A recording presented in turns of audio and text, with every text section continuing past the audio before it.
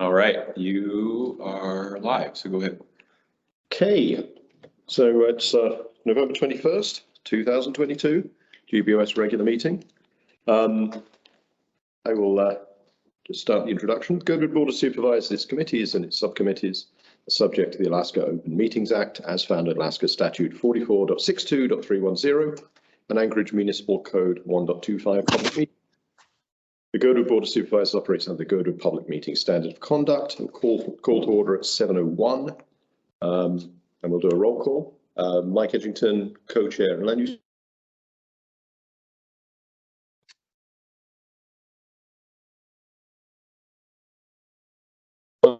Please.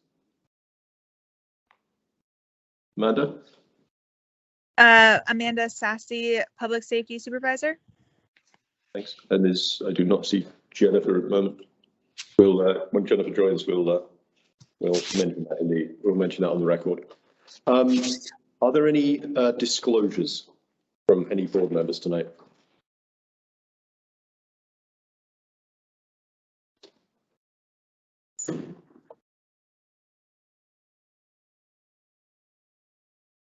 Okay, I am not hearing any. Mike? Oh, sorry, Amanda. That's okay. I'm not sure that this matters, but I am a Forest Service employee, and I think we're recognizing Tim Sharnan tonight, and I don't think there's any economic interest, but I just wanted to make sure to say that. He's not paying you money to say nice things about him then? I know. No, he's not. Yeah, I would say that is not a substantive disclosure. Can I hand over I do have one thing to mention. Yes, please. Okay. Disclosure, Mike. So I do have a disclosure. Item number 13.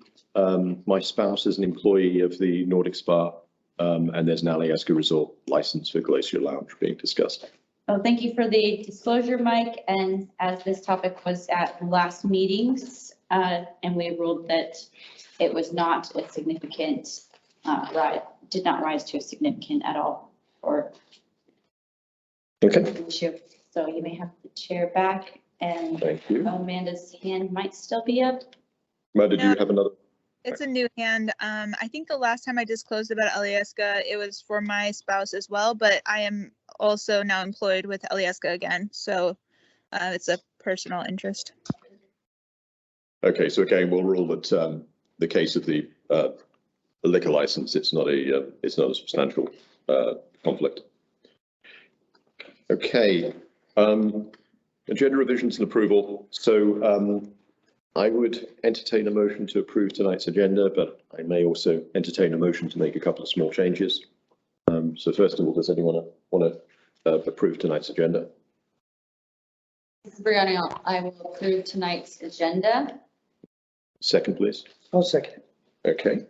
Thank you.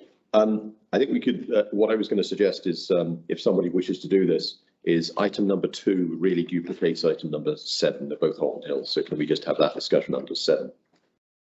So moved. I would like to combine number 2 with 7, and that was also our order of the day for the presenters.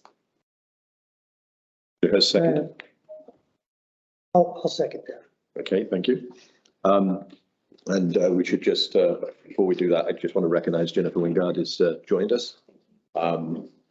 We may need to go back and touch on disclosures again, but we can finish this item first. So I'll ask for assent for both for the amended agenda. Does anybody object? Not hearing any objection, we've approved tonight's agenda. I have an amendment. Oh, sorry. Yeah, okay. I apologize. I jumped in too fast. No, Let's take one step back. We got no disagreement about the first amendment. Now we're on the second amendment. it's pretty easy. We can combine 16 and 17. It's going to be a DBOS resolution of support, and it'll be, we could include both of them in that resolution. Okay. Can you hear a second? I'll second that. Okay. Again, if anyone has objection, speak now. Hearing no objection, we now have the amended agenda with both amendments in front of us. Again, I'll do this by assent. Any objection to accepting amended agenda? Not hearing any. Amended agenda is now approved. I just want to go back to roll call. If you can, Jennifer, if you just state your name and any disclosures you have. Sure. Jennifer Wingard, Roads and Utilities. On disclosure, since we just had the training of this, I thought I would mention again, just, I don't know if we've ruled on it in perpetuity or not, but I am a landlord in Girdwood, and I don't know to what extent that affects any decisions about Holton Hills. We could go through the, I don't have them in front of me, unfortunately, but we could go through the multiple tests. But I think I know what answers you're going to give, and I would say that in my ruling that would not be a substantial conflict of interest.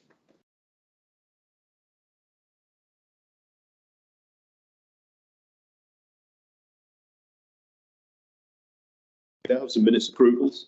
I would entertain a motion to combine all three, just as minute approvals for all three meetings. This is Brianna. I move to approve all the minutes on the agenda. November 21st, sorry, that's the agenda. Minutes, October 17th, October 24th, and November 14th minutes. Okay, great. Second. Oh, I'll second it. Okay. Any discussion or if not, any dissent? Any disagreement? Okay, so not hearing any dissent, we have now approved all those minutes.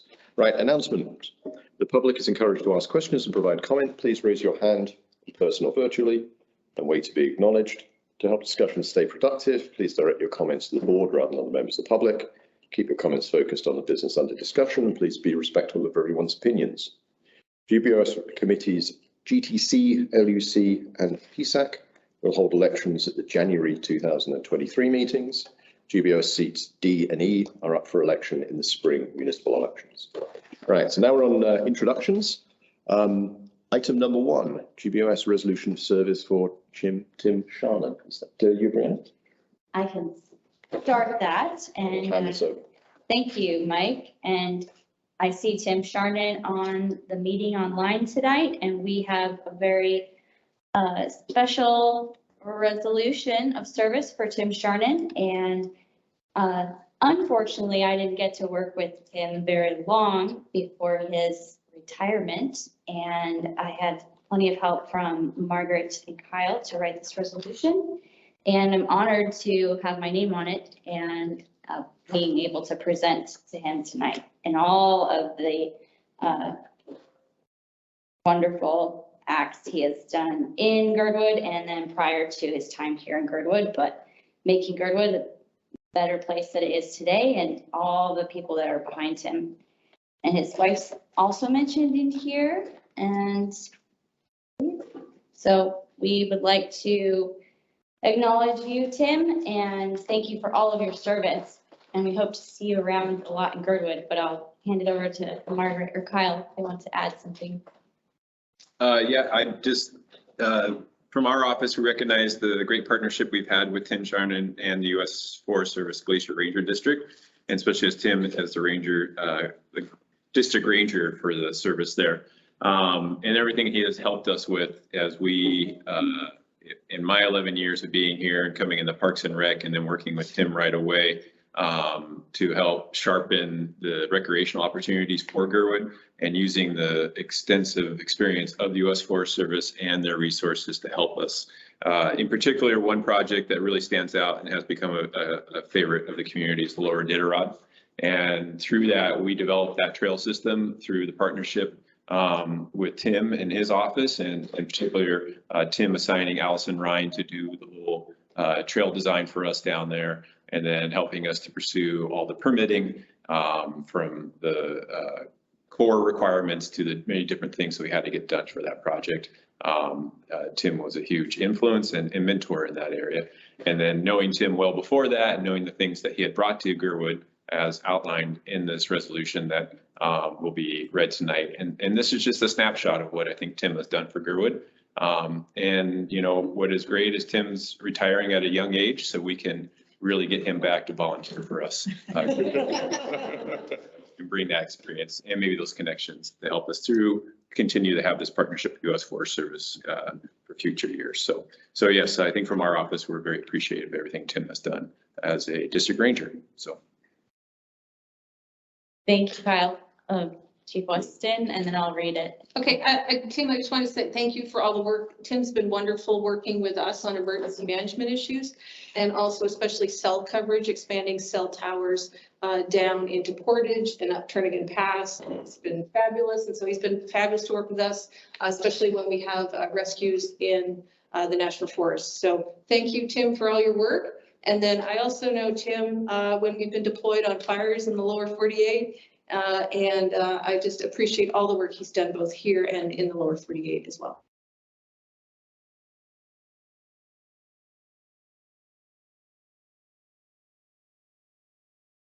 All right, well, can I say something? Do you mind if we do we'll just read the resolution formally first and then we'll let you speak. Thanks, Mike. Okay, Girdwood Board of Supervisors Resolution of Service for Tim Sharnan. Whereas the United States Forest Service motto is caring for the land and serving people. And whereas Tim Sharnan has devoted 20 of his 31-year career with the United States Forest Service to furthering and representing this motto by caring for the Chugach National Forest Glacier Ranger District by serving the people who enjoy, work in, depend upon, and maintain it. And whereas in further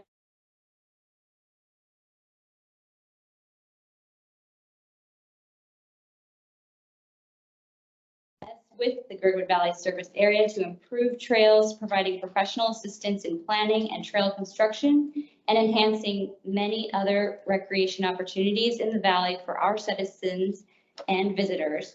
And whereas throughout his service as the Glacier District Ranger, Tim's steady and calm character has achieved many goals, including the following key projects for Girdwood and its residents: establishing the Chugach Avalanche Information Center, initiating substantial Winter Creek Trail improvements and establishment of the Upper Winter Creek Trail alignment to connect the Iditarod National Historic Trail and the Alaska Long Trail, completing trail improvements on the Crow Pass Trail and Crow Pass Public Use Cabin relocation and construction, providing support and guidance with creation of the future Winter Creek Trail bridge crossing Glacier Creek as a partnership between the United States Forest Service and Municipality of Anchorage, establishing a memorandum of understanding between the United States Forest Service and Girdwood Service Area, Municipality of Anchorage, securing a permanent home in Girdwood for the Glacier District Ranger Station, and whereas all of the above actions positively impact the Girdwood community, strengthen the local economy, and provide lasting direction for future projects.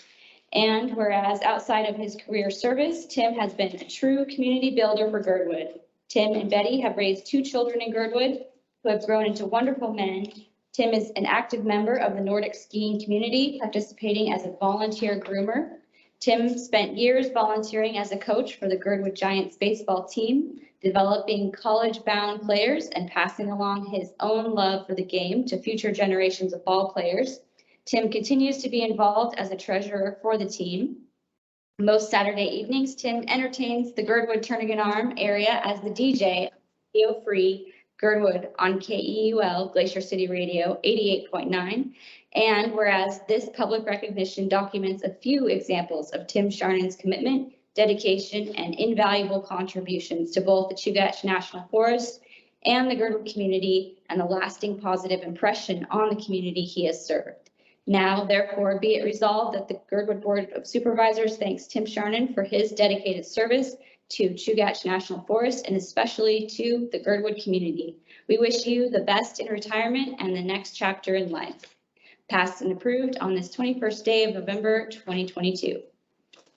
So we should formally vote on it, and then I'll give Tim 2 minutes for rebuttal. So we'll do. Why don't we do a roll call vote? Jordine, a second. Yeah, sorry. We should have a second. Thank you. I'll second. Good. Roll call, Brianna Sullivan, Yes. Mike Edgington, Yes. Guy Wade, Yes. Jennifer Wingard, Yes. Amanda Sassy. Yes. Motion passes 5-0.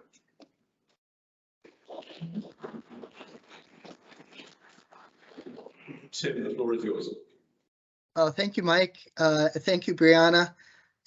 And Kyle and Margaret, it's quite an honor and it really means a lot. Thank you for taking the time to do this. It's really a great reflection on the staff. The projects that you outline aren't done by one person. They're done by a staff of great people at the Forest Service. And it's just been a great thrill working with them in all the ways that they're involved in the community. And as for me, Kyle, you're absolutely correct. I'm looking forward to my next chapter and finding another way to serve the community. So thank you very much again. It's very meaningful.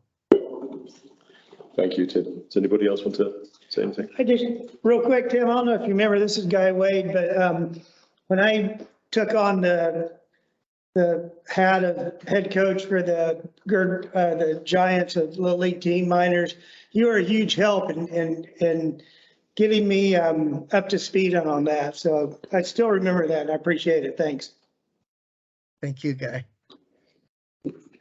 So yeah, and I'm just going to echo everybody else's. Thank you very much for everything you've done over the years and everything you'll continue to do. And I should remind you, we have the temporary park caretaker roles available as well during this. Thank you, Tim. Thank you again. Move on to item number 2. We're passing by. We're going to be talking about later. Item number 3, legislative report. Do we have any of our state representatives or senator on, or anyone representing them? I don't see anybody. See anyone putting their hands up? I can't see the full list of attendees, but if anyone does is representing Alaska House or Senate, just make yourself known. Okay, assembly members, Randy or Suzanne. I think Suzanne said she probably wouldn't make it until about 7:30, so Randy's here. Might be a little early. Randy, you want to go ahead? Sure. Can you hear me okay? Yes, we can. Okay. Well, thanks. Sorry I couldn't be there in person. I figured I wouldn't drive down with the roads the way they are, just not put myself at risk for now. What's ahead on the assembly schedule? So as you know, we have a regular meeting tomorrow night. I don't expect too much on this agenda that'll be controversial. We'll save that to the following meeting on the 6th. Thursday, we have December 1st, we have the Community and Economic Development Committee meeting. Those will be pretty good to attend. On Friday, December 2nd, we have our joint school board ASD meeting from 9 to 11 over at the ASD headquarters, and always enjoy those meetings as well. Coming up this week, a couple things that we see, and all this is in our newsletter that you can reach from the Assembly website. If you haven't signed up for it, I recommend you do that. That newsletter has a lot of really good information in it. We have AO 2022-80, which amends Title 21 and reduces parking minimums downtown. And I think that has broad support so far. I haven't seen any opposition to it. I may have one in my inbox I haven't read yet, but AO 2022-100 is coming forward, and that's for independent plan review, trying to relieve some of the burden off planning and zoning for housings or dwellings with 3 families or less, 3 units or less. There is also AO 2021-17, which is looking to take the marijuana tax and put it into a board for early childhood education and put that on the ballot come next April. So that'll be coming up. Budget, as you know, things have kind of quieted down a little bit because we're in budget season. We've already had our first 2 public hearings. I believe it's scheduled to come up this meeting, but my guess is it will most likely be postponed because we're working on budget amendments that aren't quite ready yet. And we're also, we've done some good work recently to pass some SCMT funding for Girdwood as well as Chugiak and Eagle River. We're hoping to do a little bit more in the way of trying to get current with vehicles as far as fire department as well as APD. APDs in worse condition, really behind the power curve on when vehicles should be replaced. And the maintenance cost is outweighing the capital cost to replace the vehicles. There's a sweet spot between maintenance and resale value, and we are well past it. So trying to work some amendments to address that. Other things doesn't affect Girdwood.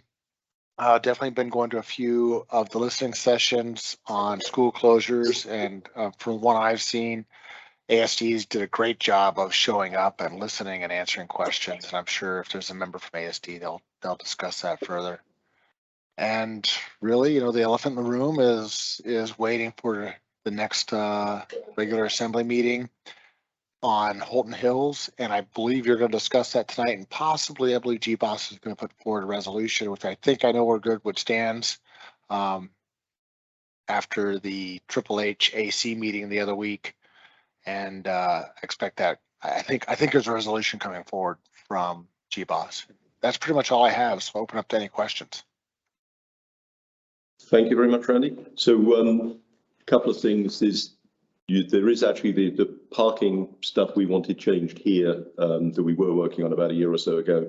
I think actually we'll get, at least there's an amendment to incorporate that into the changes on that you're discussing on Tuesday. So that'll be nice if that goes through. And then I think we have the police contract coming up very soon. I think, does that have to be signed by the end of the, does that have to be done by the end of the year? Yeah, so we most likely will have it to the assembly by December 6th. It's with purchasing now and getting set for, should be on their agenda for the 6th. Yeah. And I think if the budget gets postponed, is it likely that will push things off from this December the 6th meeting to later? Or is it just a lot of stuff is going to happen that night? Probably a lot of stuff will happen that night. I really don't expect the budget to have that much debate. We've had a couple work sessions. We're pretty aligned. What they're trying to do is take all the amendments we put forward and put them together in one omnibus. And I think we largely agree on that. And so I expect it hopefully to be fairly smooth as that goes through. Okay, thank you. And I see Suzanne is on as well. So I don't know if there's anything else you wanted to add, Suzanne, either on Holton Hills or the other things in front of you. Hi, Mike. Hello, everyone. Apologies for tuning in a few minutes late. I'm not sure what all Randy covered, but I heard you talking about the budget. I did want to mention that we have an amendment to, at the very least, add $5 million to the capital improvement program for the cemetery. And I think that's on your agenda tonight, but probably most of you are aware, thanks to Tommy's tremendous efforts, that there are some issues that are being worked out with the service area. And since Girdwood had voted at one point to create a service area for the cemetery, that is creating a barrier to bonding area-wide, especially since the Anchorage Cemetery is also in a service area, and I believe the Eagle River one is as well. So I know Tommy is working with the Department of Law, and I've had some conversations as well to try to help move that along. But at the very least, there will be an amendment to ensure that it gets onto the capital improvement program for next year. I wanted to touch on just a couple things, if that's okay, Mike. If you haven't already talked about them, I wanted to call attention that on the agenda for tomorrow, in addition to all the budget items, are the Title 28 elections changes. And this is the annual review of elections code that results from the clerk, the attorneys, the Anchorage Election Commission, the Assembly Ethics and Elections Committee taking a look at any feedback that was received after the election and aligning code to clarify and streamline. So these are pretty straightforward changes being proposed, but I just wanted to give folks a heads up that the public hearing will be tomorrow, and is the intent of Assembly leadership to continue the public hearing for that item to the meeting of December 6th as well. And just one example of some of the proposed changes. There's a new definition of signature so that it would state, quote, a person's name regularly written by that person in a distinctive way as a form of identification, versus what the code says now about the existing language, or the code says now, any mark that's intended as a signature. I'm assuming too that you may have talked about the SEMT funds, the Supplemental Emergency Medical Transport Program funds, and Girdwood's allocation of, or appropriation of, 200,000 through the fire department, and also 200,000 to Eagle River as well. I will stop there, and I apologize because I'm not sure what you covered, but I will just end by saying that I appreciate the feedback I've received from members of the Girdwood community regarding Holton Hills, and I know that there's a high level of engagement in this issue, and I owe a couple of you some return phone calls and some further conversations, but I am watching everything very closely and listening, and supportive of efforts to create a project that meets the needs of Girdwood as well. So thank you all. I appreciate the time to speak. Thank you. I think one thing that I don't think either of you mentioned the work session on the 2nd of December for Holton Hills. Thank you, Mike. Yes, that is on the calendar for, I'm just double checking the time, rather late in the day. I know that the administration will be there. It's scheduled for 4 p.m. or I'm sorry, 3:50 p.m. on that Friday, December 2nd. It's scheduled for an hour in room 155 of City Hall. And if there are amendments or an S version, the intent is there'll be an opportunity to discuss those items as well. And to hear more from GBOS and the advisory group as well, advisory committee. Thank you. Any questions from Assembly members? Any questions from the board members or public? Brianna? Thank you, Suzanne. I just wanted to thank you for your efforts with the cemetery bond and including the amendment for the CIP. Anything that you can do or help push through legal, because Tommy and the committee is doing all we can right now to do the next steps for legal and then to the assembly. So we really appreciate your efforts. Thanks, Brianna. I appreciate all your work with that. Thank you. I'm not seeing any more questions. So thank you both, Randy and Suzanne. Appreciate your time and all the information you provide. We're just going to move on to anyone from the Mayor's office. I don't think I saw anybody. No. And I think Andy Holloman was in another meeting, would not be able to attend, but just in case he's jumped in. Is Andy, you there, Andy Holloman? No. Okay, if they come, we may cover that later if they reappear. Okay, item number 4, supervisor reports. I'll go through the list and see if anyone wants to make a report. Start online for a change. Amanda, do you have a supervisor report?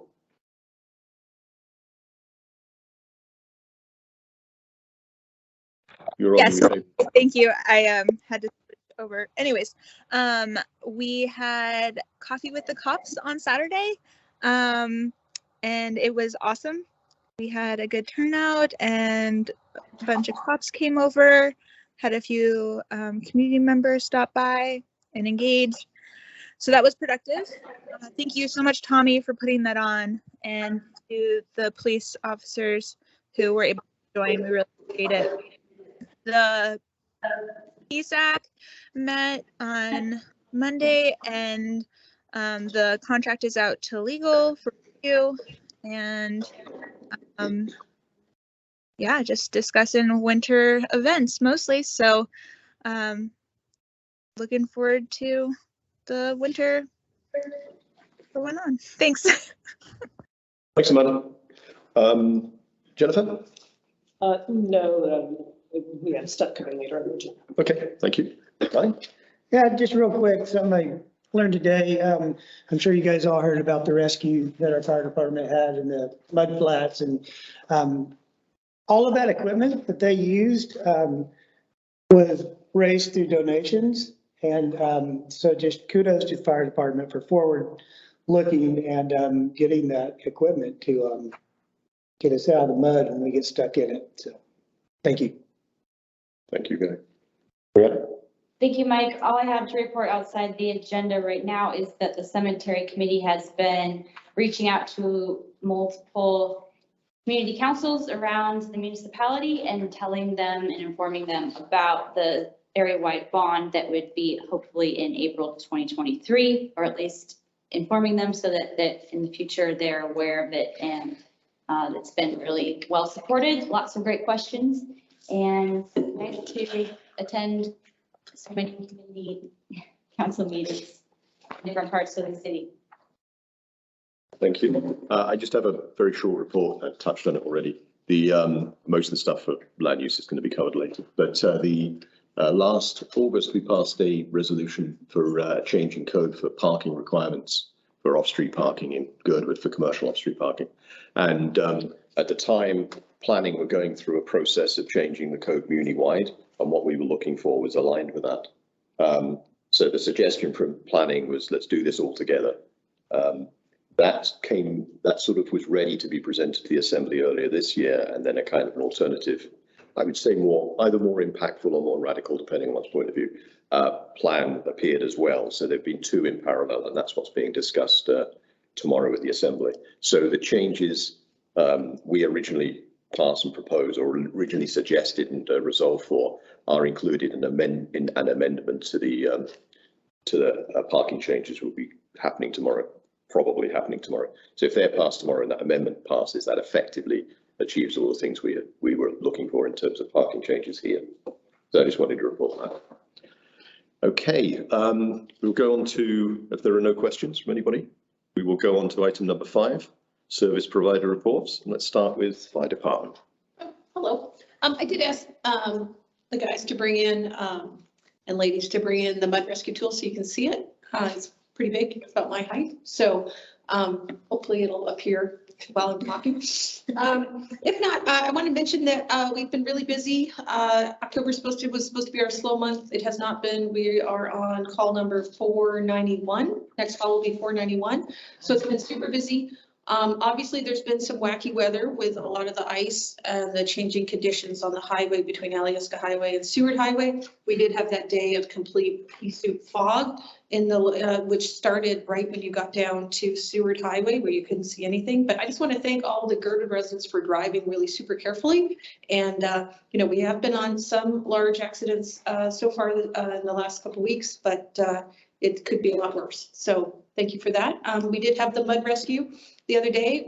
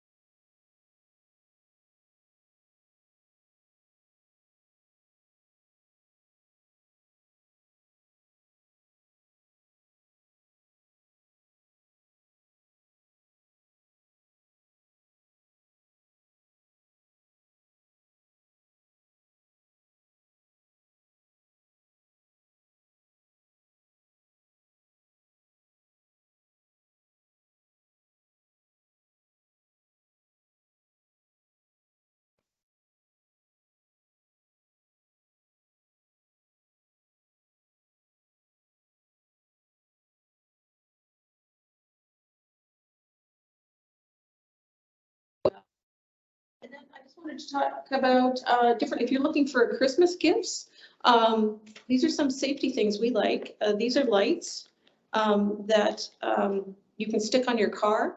So if you get stranded on the side of the road, you can stick them on the car.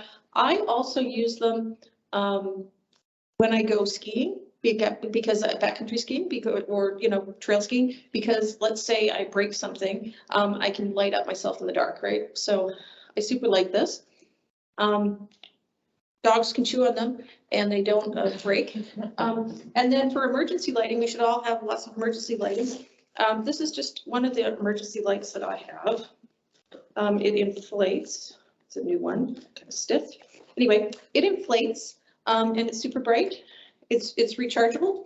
And I have a bunch of these. I use these when I go on a deployment and light up my tent. I use these on my boat, but I also use them in my house when we have power outages. So they also pull apart and light up, so I'll throw that around.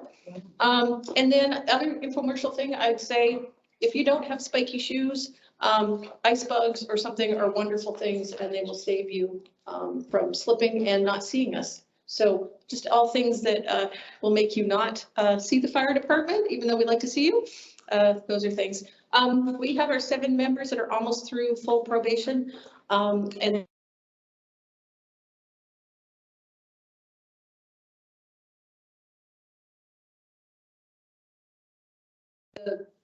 the Medicare money is SCMP, and also all the capital budget amendment. So thank you for that. I appreciate that.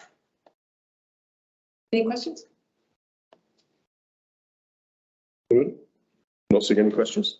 Thank you very much, Chief. Thank you. We will move on to fire. I don't see Chief Hache.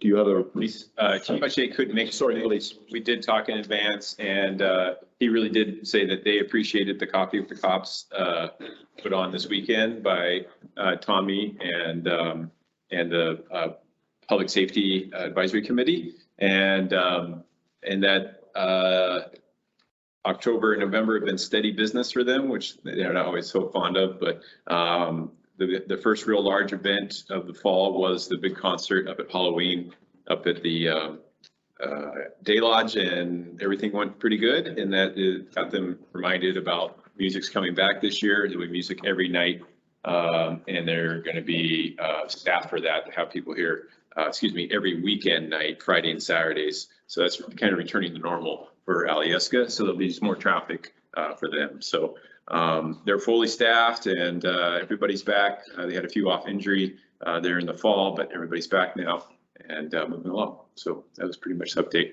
And our stats are up to date. If you like to see the stats, the response calls, that's all on our website. excellent? Thank you. And you should bring props next time because we haven't fun with that night. I don't want to give it back.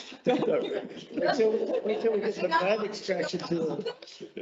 It's a really good inflatable light. Okay, roads, parks and rec, Kyle. Yes, so we are definitely in the fall, which means a lot of office projects, but we are keeping up with our needs out there in the field between Margaret and I.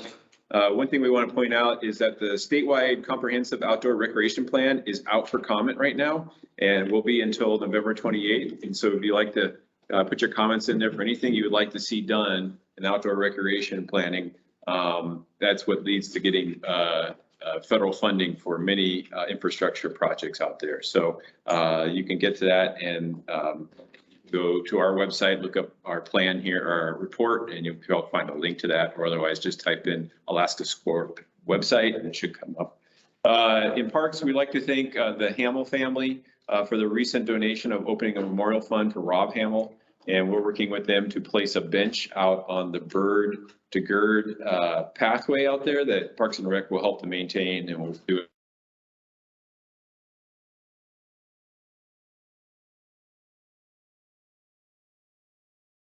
For their contributions to Girdwood Trails Committee for a bench and trail map sign to be placed adjacent to the new Stumpy Winter sign out there at the 5K.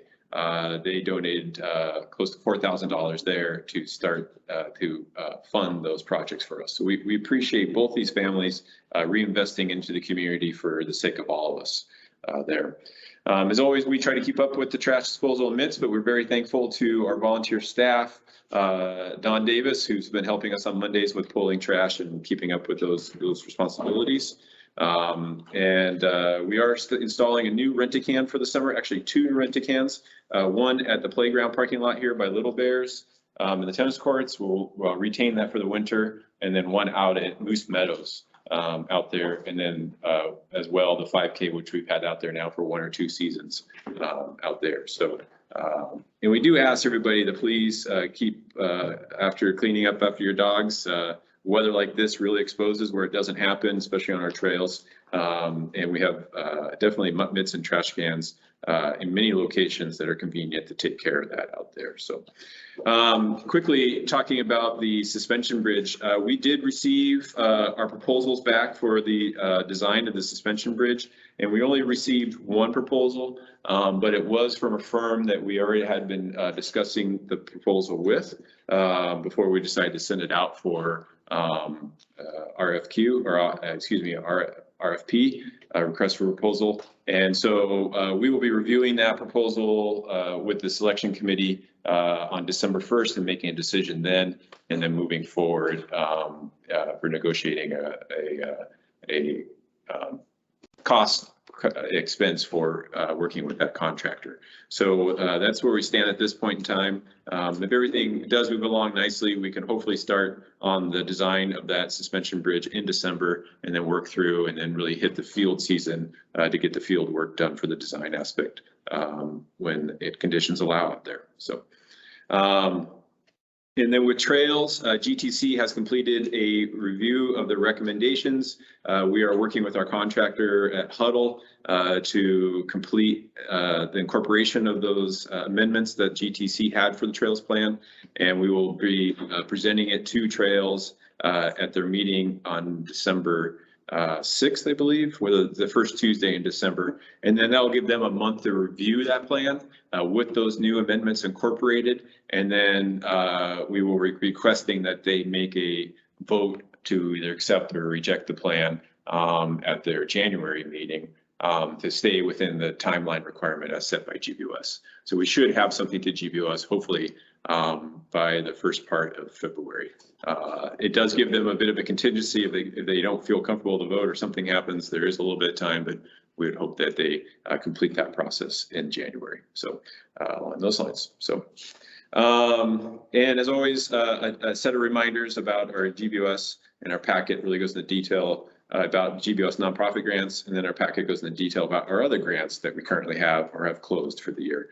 And thank you to Margaret for keeping our website and social media updated out there. We have many here, as you see listed in the packet.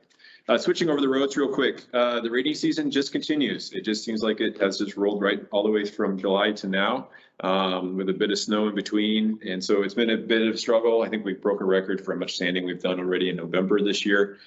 Typically November is a drier, colder month, but we haven't really seen that yet. And today we're out ripping roads to break up the ice, as last night, I think right at the end. After we had done some sanding, then we got some freezing rain on top of that. But we got most of the roads, well, we got all the roads back in condition, operational.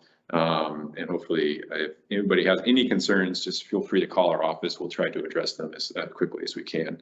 We're trying to hang on to what snowpack we have on the roads, because that does create a barrier between the gravel roads and they don't start potholing out if the rain continues. It looks like we do have a change in weather coming this week, so it should get colder. We're just hoping we get a little snow right before that cold weather rolls in. So we'll see what happens. But as always, we appreciate Western's ability to be on standby and respond. This morning they were out at 3:30 checking roads, and then they peeled downtown and started working on side roads from there. So we appreciate them being all over it.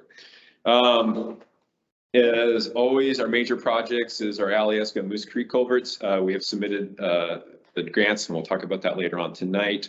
And we'll see where we're at and go with that. And then budget wise, we are right on pace for where our budget should be at this point. For a road budget, we're at 79% spent. Parks budget, we're at 86. Police, we're at 75. And fire, we're at 82%. So some of those, like for example, with fire, we haven't moved the capital money yet, so that's why we're still at 82%. The fire department, as the nonprofit, has been fully paid for 2022. So a lot of these are just expenses that have to usually happen at end of year, especially with our intergovernment charges, our IGCs. So what other departments charge us, we'll pay those out over the next 45 days and wrap that up for the year. So we look to be on budget, if not a surplus end of year. So it should be under budget for mostly for all the departments. So that is a quick synopsis of what's going on. So any questions? Any questions from the floor? I got a question of curiosity. The IGCs, do they always come in? Do they ever come in under what we proposed in our budget sessions, or they always just do the max of what? So what I show you in the budget sessions is what the IGC is for this year. We have no power of what the IGCs are created. That's done by OMB, Office of Management and Budget. So they create the IGCs working with departments. And yes, at times in a fiscal year, the department may not spend all that. And so what's not spent then drops into our undesignated account. Thank you. Just have a quick question about the suspension bridge. So am I right in thinking that we have all of the funding sources lined up and we're not looking for any more grants or any other contributions at the moment, or are there still things we do need to fund? Well, we have probably a significant chunk of the construction money put together, but we will refine those costs through the design process, and we will know what the estimated costs are once we get to probably even to 35, but probably when we definitely get to 95, we'll know the exact cost. Okay. So we do have funders who are interested in funding, but they wanted to see final costs and where we're at. They'd like to sort of come on the backside and help push the project over the top. So we will know more as it goes forward, and I'll keep you guys informed as to where expenses are. Okay, but at the moment it looks as if there's a good trajectory. Yeah, at the moment, yes. And just to be transparent, we have about 1.8 million set aside for the bridge, and that includes design and construction at this point in time. Thank you. Any other questions from the community or board? I'm not seeing any hands. Thank you, Kyle. So we'll now move on to public comment. Persons offering public comment state the full name and address. Public comment is limited to 3 minutes per person. Must be on subject to this agenda. Does anyone have public comment? I'm not seeing anybody. Okay, so we'll move on to old business. Number 6, presentation by R&M with project update on the Alaska Highway Interchange project. Welcome. Is my sound level good? You may need to speak into the microphone just in front of you. Pull it closer if you like. Can I Yeah. pull it closer? Okay. My name is Christina Huber. I'm with the DOT. I'm the project manager for this project. I do have some support from the project team from R&M with me. Taryn Olson Yell, who's our public involvement specialist. Ryan Gunsel is the project engineer. I also have Christy McLean on the line there, who's the environmental analyst. In the interest of time, I am not going to try to repeat material that we've presented here previously, but I do want to make the point that we are willing to schedule additional time with the community for information, questions, and comments as much as desired. Small groups are large, formal or informal, we're available. I'm here today to respond informationally to 2 specific things that I heard at your October meeting. One is the assertion that we have not adequately explained why we have chosen the Trumpet interchange over a Diamond interchange for this location. And the second is the assertion that is too big, fills too much wetland, and looks too urban. So if I could have slide 2 to the first question, why we eliminated the Diamond alternative. The Trumpet interchange emerged from our evaluation of several alternatives in March 2022. Since then, as we have moved forward with work on the Trumpet design, we have 3 times revisited the Diamond design, updating it and comparing it again to the Trumpet. And this is the 3rd reiteration of that design. The orange shading is the actual footprint of the project, assuming the side slopes are 4:1. Our comparison calculations also assume 4:1 side slopes for the Trumpet design. The pink areas are areas that are built up more than 10 feet above the original ground. This is relevant to the amount of soil stabilization that's needed and also to effects on the view shed. The existing Seward Highway is about 10 or 12 feet above the existing ground on the water side. So areas in pink are at or higher than that same elevation. Bridges are in blue. The coloring on the ramp shows how we drafted this design to, as much as possible, make it a fair apples to apples comparison with the trumpet design. The green part of the ramp is the expected distance that it takes for a vehicle to accelerate from 20 miles an hour to 60 miles an hour. I'm talking about the ramp that's the southbound on-ramp to the Seward Highway here. The expectation is that vehicles can then merge into 65-mile-an-hour traffic. The light blue part of the ramp right after that is the distance provided to safely accomplish the merge. The red part is the taper at the end of the ramp. The ramp cannot be ended abruptly. The red part, note that these green and blue lengths are statistically derived. They are not long enough to cover all needs in 100% of situations. However, they are the same lengths that we're using for the same functions in the trumpet design, making the two alternatives equivalent in safety for this movement.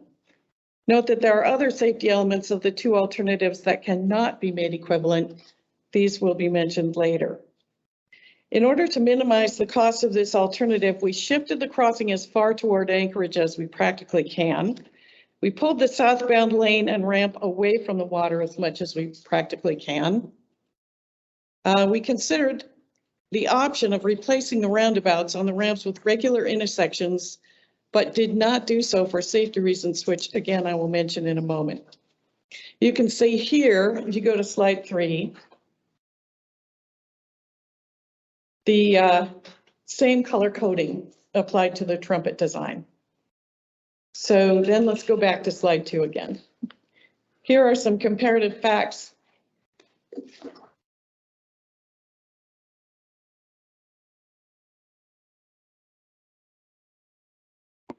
Facts about the design, this design of the trumpet. The total footprint of the trumpet is about 40 acres, with about 18 acres of that on the water side of the highway. The total footprint of the diamond is about 46 acres, with about 24 acres of that on the water side of the highway. The additional roundabouts introduced additional conflict points and therefore additional potential for crashes. If the roundabouts are changed to standard intersections, then more left turn conflicts are added back into the intersection, which is the specific movement we are trying to eliminate. The cost of the diamond is approximately 23 million more than the trumpet. That 23 million is primarily for 3 things: additional earthwork, additional soil stabilization, and the bridge over the Glacier Creek.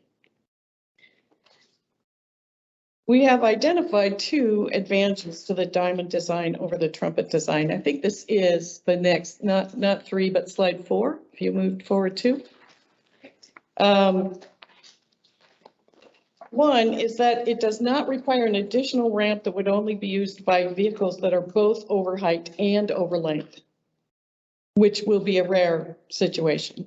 And 2 is that the diamond is more commonly used and therefore more intuitive as soon as it's constructed for users. However, advantages of the trumpet over the diamond include lower cost, smaller footprint, and fewer crash conflict points. Now to the second assertion that the interchange is too big and too urban. These are value judgments, and so I can't tell anyone how they should feel about them, but I want to point out 2 facts. 1, while this footprint is certainly big compared to the straightforward intersection that is currently in place, it isn't particularly big for an interchange.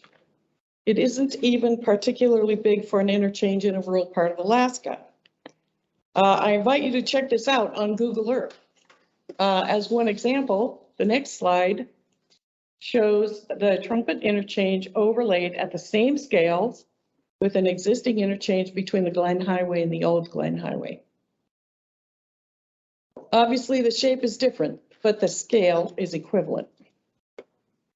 Second fact is that the design team has recognized from the beginning that minimizing the project footprint is an important value.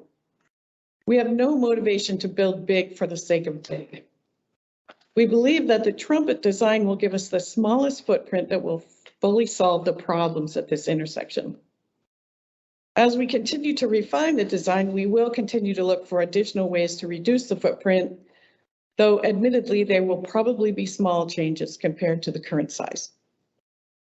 One last thing I will show you, the last slide, is the most recent refinement we have made to the trumpet design. It's shown in blue and is overlaid over the design as we have been presented it for some months now. It shifts the loop ramp somewhat out of the of what we have been told is the part of the wetland most valued by the community, and it slightly reduces the size of the loop ramp. This is the design that has been submitted to the Planning and Zoning Commission. And that's the end of my presentation. I'll be happy to take questions. Thank you very much. I appreciate it. I would like to say, just before we go into questions, again, I really appreciate how much engagement you've given us so far, or the DOT has given us in this process, and there's been lots and lots of to and fro, and I like the additional information you've provided as well. I think it explains some of the, I think maybe assertions that happened earlier that we didn't quite see the backup for. So thank you very much for doing that extra work. Sure. Any questions from the board? I have one, it's not really clear. This is Brianna. When you were saying the diamond's actually more expensive than the trumpet, maybe it was just presumed when we first heard the trumpet that it was going to be the most expensive. And I know that the cost is just an estimate, but could you remind us the cost of the of each of those? At this point, we don't have any accuracy on our estimates. A very preliminary estimate for before we even thought about which alternative is in the $30 to $40 million range. Inflation has been very much affecting our costs on our projects, so we do expect that to go up. For this comparison, I didn't try to come up with a cost for X and a cost for Y and then subtract. I just said, well, okay, I know I've got this much more earthwork on the diamond, and what does earthwork probably cost? I've got this much more soil stabilization, what would that cost? And I've got an additional bridge, what would that cost? Those are the things I costed out. That came to 23 million. Otherwise, I think they're fairly equivalent in cost. Thank you. Yes. I do. I know there was some concern about the Toadstool Road and being only an emergency access. And did you look into that any further, keeping that open? It would seem to me if it's just emergency access that, you know, during big snow, events, that might be one of the last places to get plowed and access, true access in and out of there. In case of emergency, could be problematic. So I don't know if you looked into it. We did, and I should have probably mentioned, it does show on this drawing, this latest drawing, that we are planning to reconnect Toadstool and keep it gated. It would be emergency access only. I think we covered it up with some words there maybe, but yes, we have decided to do that.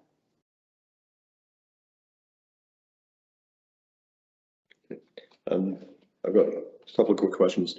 The 23 million difference between the two designs. Obviously, there's a second bridge crossing Glacier Creek on the Diamond design, which my understanding with if the eventual project of creating a divided highway goes ahead, that would be a requirement anyway. So how much of that cost is the second bridge of that 23? Oh. Is that most of it? Because that's kind of where I would think. Boy, I don't know. Do you remember? I believe it was in like the $6 to $8 million range. Okay.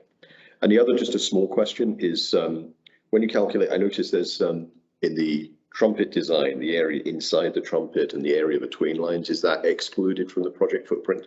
Or is it, That's included. so it's the overall envelope? Well, I guess what I should say, to be perfectly accurate, if you look back where the orange shading is what we calculated. Right, so you're saying the area inside the trumpet isn't influenced, isn't Well, affected by the project? Some of it is, some of it isn't. That's right.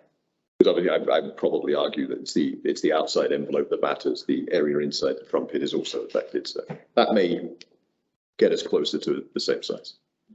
Oh, and I guess, Mike, I would just clarify too that the orange is the fill. So that's actually ground addition, not Okay. necessarily what, in terms of what would be considered an environmental impact potentially. So it's the other sort of light brownish color that's been over. Got it, okay. Thank you. Right. Right. We are considering the area in the loop ramp as environmental impact, but I don't have numbers for that at this time. Thank you. Is that a Jennifer? Yeah, Question? could I follow up? Yes, please. I'm not sure I understand the answer to that. So when we're looking at the 40 acres and the 48 acres, we're not including the area inside, I mean, for whatever it's worth, we're not including the area inside the trumpet. Right. Or the area inside the triangles for the diamond either. Well, those are orange, so those look like. Are they completely orange? Okay, I guess we are then. Just because the roundabout requires a wider base, so more fill is needed to bring that up to the same height as the bridge. Wow, it is, it certainly is.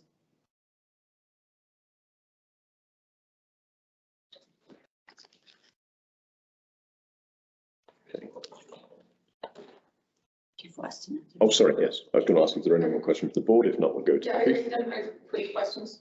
No, good, go ahead, please. I just have, living with Alyeska Highway after the shoulders. And then living with some of the Seward Highway modification. How big is shoulders are there? Because as we know, when you transition down past the railway, or you might not know, there's usually a climate change happens, right? And it could be complete, dense pea soup fog, like was the other day, right, in the morning. Or it could be a blizzard where you don't know where you are, right? Right in that area, in those areas. So when everything's elevated, it worries me, right? Because, and when it's icy, it worries me that people won't launch off, right? And then, did you say it's divided highway now? Or maybe that was Edgerton, for that portion. Is it divided or it's? It's not divided. This project would not add lanes to the Seward Highway or divide it. Okay. But it is something that I think we all look at potentially needing many years from now. Yes and no. There's good and bad, right? Divided, maybe people wouldn't keep hitting each other head on. But also, if it's divided, we need to have a way to loop around to find people, right? Of course. We have to go one direction and the other. So there's tons of benefits. I'm concerned because right now, DOT doesn't have enough staffing to maintain the roads at night because they're understaffed. I'm concerned that this is going to cause more need for more maintenance.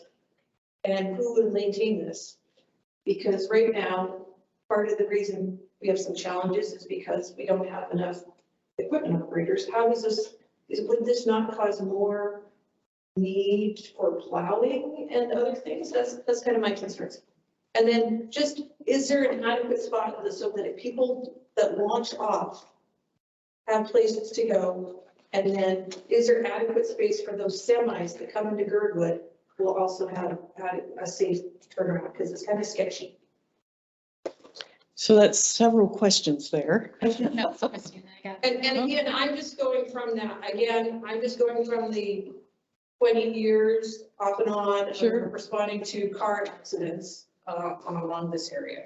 I guess the first thing I'd like to address is the launching idea. So we start with the idea we're going to use 4-to-1 slopes because they are considered recoverable. Okay. So if you go off the highway there, you go down the 4-to-1 slope, many cars can recover and get back on the road. And if not, you go to the bottom of the slope, but you don't have a huge crash there at the bottom, right?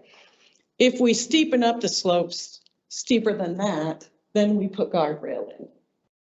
So that question is still open, which of those we do, but I think we are doing our best to prevent a launching problem. Yeah, because there is a one, like this, we've had a launching problem here that we didn't have in past years, but I think it's just because of, you know, there's shortage in people. But right over Alyeska Bridge, or the railway bridge, people have been launching over that side down and down, which they weren't before, right? Oh, So that was new this year. But I just want to make sure that as we build this thing up in the air, that we have the ability to recover people safely and get them to the hospital. sure. And then I worry that if anybody launches, we're going to shut everything down, right? And then my other concern is earthquake and things related to earthquake. The earthquake proofing of this, as this is our only way in and out of the valley. That's why we have so much expensive soil stabilization. So- Because we're aware of how seismically vulnerable Right. the area is. Right, and because of the liquefaction issue, right? Right, And- exactly. Yeah. And a lot of work has been done in that area. You know, we're working between milepost 75 and 90 new bridges in the same kind of soils. So our people have some experience with that. And then will those bridges have seismic detectors on them? Or who will do the seismic detection work after a earthquake? I don't know about seismic detection, do you? Yeah, I don't know if there's any of that, but there's a regular rotation that the DOT does. I think every 2 or 3 years, they go around the state and inspect all the bridges. So understand that if our only, I'll shut up in a minute. Understand that if our only access into the valley is an overpass, then it's going to be concerning if we have an emergency, like an earthquake or something related to an earthquake. It's going to be interesting because we will not know seismically if that is going to be okay when we exit the valley. Does that make sense? So if you compare your existing condition to this design, where this is an improvement because that existing bridge across the Correct. railroad is very seismically vulnerable. Correct. And we will be putting in one that's designed for the soils. Okay, and then So, overpass over the high, well, okay, yeah, definitely. yeah, I just, I guess I'm in the worst case scenario vision all the time, Yeah. so that's my concerns, right? Right, understood. I can add too, so after that earthquake we had in 2018, I know the state went through kind of a special case, Yeah, After that, they went through and inspected a lot of those bridges too, in Eagle River, Chiquiac, and in the valley, so. yeah, I think that. After big events, they do. Yeah, it's just, after that event, we're isolated from Anchorage by rockfall, so it's just us here, right? So, we don't have the luxury of waiting for someone to come unless they come by air, right, after an earthquake, so. Right, Just know that, so. thank you. One more question, just toadstool follow-up. So that toadstool trunk road wasn't on your earlier maps, was it? Trunk Road. Or it I was? mean, the one that goes across Yeah. roundabout? Yes, that was. That's always been. Oh, and yes, that was there before and we still plan on it. We just also plan on having it connected at the highway. And that also kind of helps address the seismic concerns Yeah, as well. we definitely need 2 ways out, and then I need a direct access out of Girdwood, as well. Which I think is being provided now, is that right? As opposed to making them drive through the mall parking lot? Yeah, Yes, yes. yes, that's part of our design. Yeah. And just, this is probably a very small point, but just on the toadstool topic again, I think the access there is to the northbound Seward Highway only, isn't it? There's no access to the southbound. Is there a way of putting something in there? It's probably a small thing, but allowing at least emergency access in either direction. We'll have to look at that. I'll make a note. That'll be a solution if and when the highway becomes a 4-way divided, because as of right now, the highway is still. So the expectation was again for emergency access. If they need to go southbound and the bridge is blocked, then they will That's go a good- northbound and turn on the highway. Yeah, That's a we'll good have to point. look at that. Yeah. We'll Uh, definitely look at Make a that. point. And then will there still be a gated access off of not Main Street or something like that, if we can't get through that way, then we could still get out of the valley on the other side, like either Main Street or Main Street. It is. We're not planning on connecting Main Street. Can there be an emergency gate there as well? No, we'll look into it. Because if we had something bad happen and we needed to go southbound, because we couldn't go northbound, Mhm. it would be good to have a secondary access point with a gate there as well. Okay, we'll look into that. And if we had to evacuate Old Girdwood, it would also be good to have a secondary gate there. Because we also have, you know, the railroad there that moves hazardous material past that community.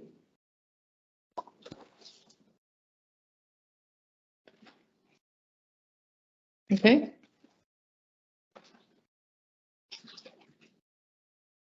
Okay, thank you. I think it's probably a reasonable time to talk about the resolution, draft resolution we have in front of us.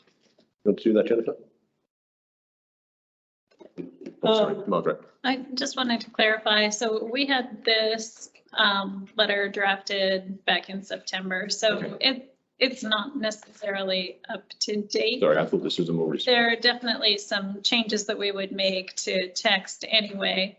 But then Jennifer had sent a letter in earlier today as well. So I'm not sure that it was clear to the authors or to staff what direction the TVOS was contemplating, whether it was going to be a resolution or a resolution in support of something, a resolution not supporting something, or if it was just going to be a letter outlining statements. So I think you have a lot on. Right, we have all sorts of options. I think typically we would do a resolution of support and a letter of objection.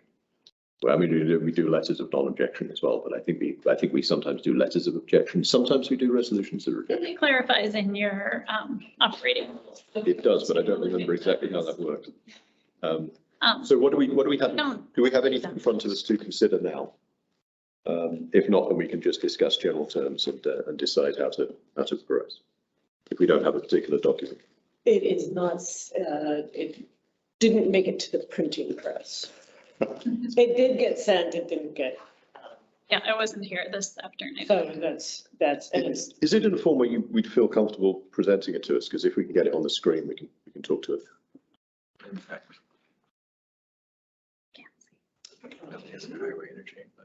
I don't know. I think Margaret's got it. I think we got it. Yeah. Okay, thank you. I'm having trouble pulling. This one, Okay. yep, dated November 17th. Switch here.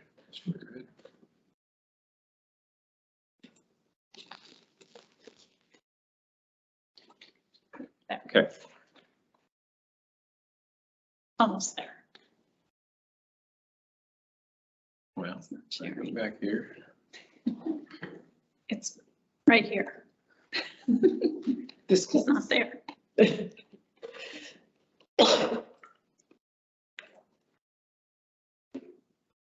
Okay.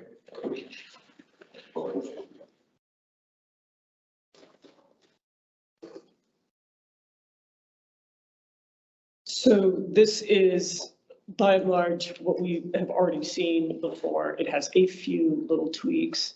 I guess, given the new information, what Amanda and I were working on this together, what we would need to hear is, do we still feel the same issues apply?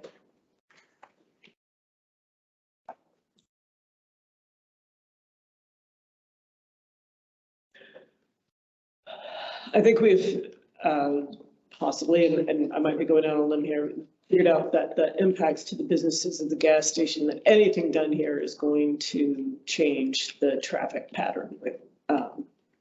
And we did particularly ask for more safety at this intersection. So that fourth bullet point, don't know that there's a lot of wiggle room on that.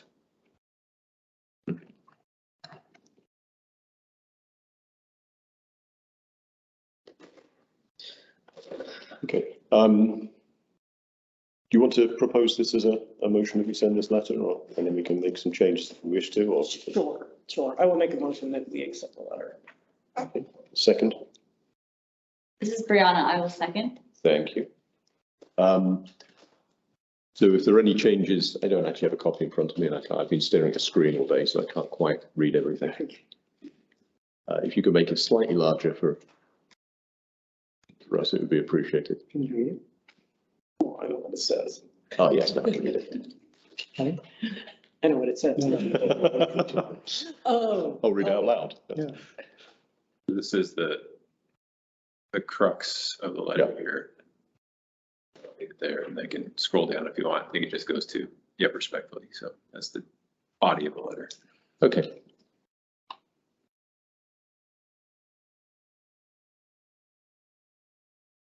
Yeah, I think that is a very good summary of the discussion points so far, and I think I agree with you about the fourth bullet point. It might be worth some adjustment there.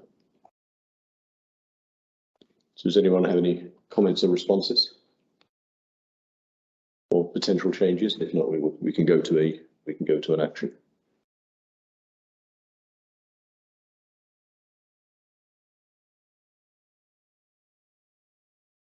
I feel like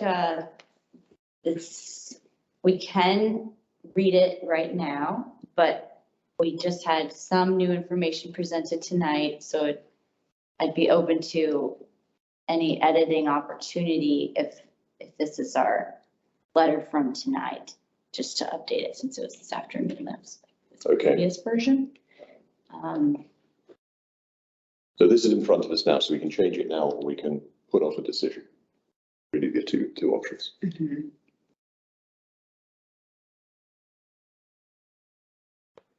I'm just going to speak. I'll just speak briefly to the project overall. Again, I really appreciate all the work that's been done by DOT, and especially going through the different options and responding to our ill-informed, in my case, criticisms. Again, I think it's been a very productive engagement. I still feel fundamentally that the scale of this solution is completely out of whack with the scale of the problem in the first place, and probably it's too big for the kind of community and the sense of what we are. I mean, this will be the first thing you see as you enter Girdwood, unless you fly in, and we're all about natural environment, and none of the renderings I've seen, or the way I can imagine it, is going to be close to probably being that in sympathy with natural environment, except we have mini mountains. So fundamentally, I don't think this is the right type of solution. I really appreciate that you've gone through and looked at all the alternatives, and I think anything which takes this basic approach is going to have similar problems. And I appreciate that there isn't any kind of an easy win in there, but I would be supporting this letter with perhaps a slight adjustment to the fourth bullet point. And Amanda, you have your hand up.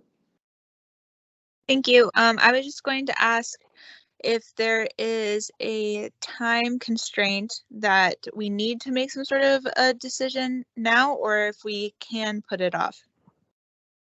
I think we would want to have a response before the presentation to planning and zoning, isn't it? On the Yeah, we're going before planning and zoning on December 5th. December 5th. That is for an appearance. There is an opportunity for the commission to choose to make it a public hearing. Right. By nature, for the context sensitive solutions process, it's not a public hearing. And if they do that, it would be it would have to be noticed as such, and therefore it would be later January meeting. Yep. Okay. I think it would be valuable to have a response in place by the time it's at P&Z. So it sounds like December the 5th, did you say? 2 Mondays, yes. Yeah. So if we don't want to act tonight, there is an opportunity for us to act at the joint meeting we have next Monday. We'll add something else to the agenda. So we have this in front of us, so we can, again, amendment, or we can vote or postpone. I'd love a little discussion over the fourth bullet point. Like, are we comfortable taking that out. I know that they're still not happy. I just don't know if I can even imagine anything that works. Have they seen this? Yes, The latest version? I believe so, yes. Yeah, I can double check it. There's the letters in the packet from 2 business owners as well. So the fourth bullet point speaks to what the business owners feel, right? Correct. So I don't know how I would change that because they're pretty firm in how they feel. Okay. It's a reflection feedback. Feedback, right? As the author, do you want till our joint meeting to look at this further? I think it depends on this body. No, not necessarily. Amanda and I are happy to tweak this and edit it into something a little cleaner if at the will of this body, if we're willing to go with it. This is tricky. I understand really that you guys have done the best you can with what you're trying to do, but you know, unfortunately, I don't think I'm the only one who's just not heard anything positive about this at all.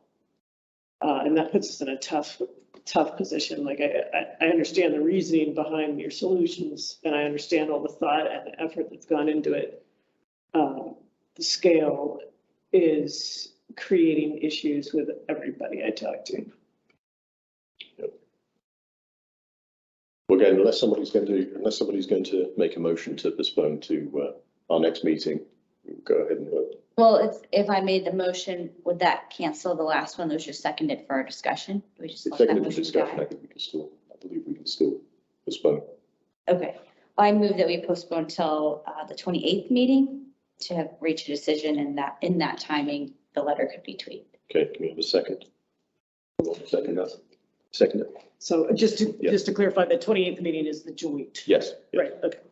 Okay, so let's vote on that. Unless there's any discussion, let's vote on that postponement. You can. Could I just really quick? Please go ahead. So could we discuss what we would like to have changed? Because I don't see that we have really much to change here.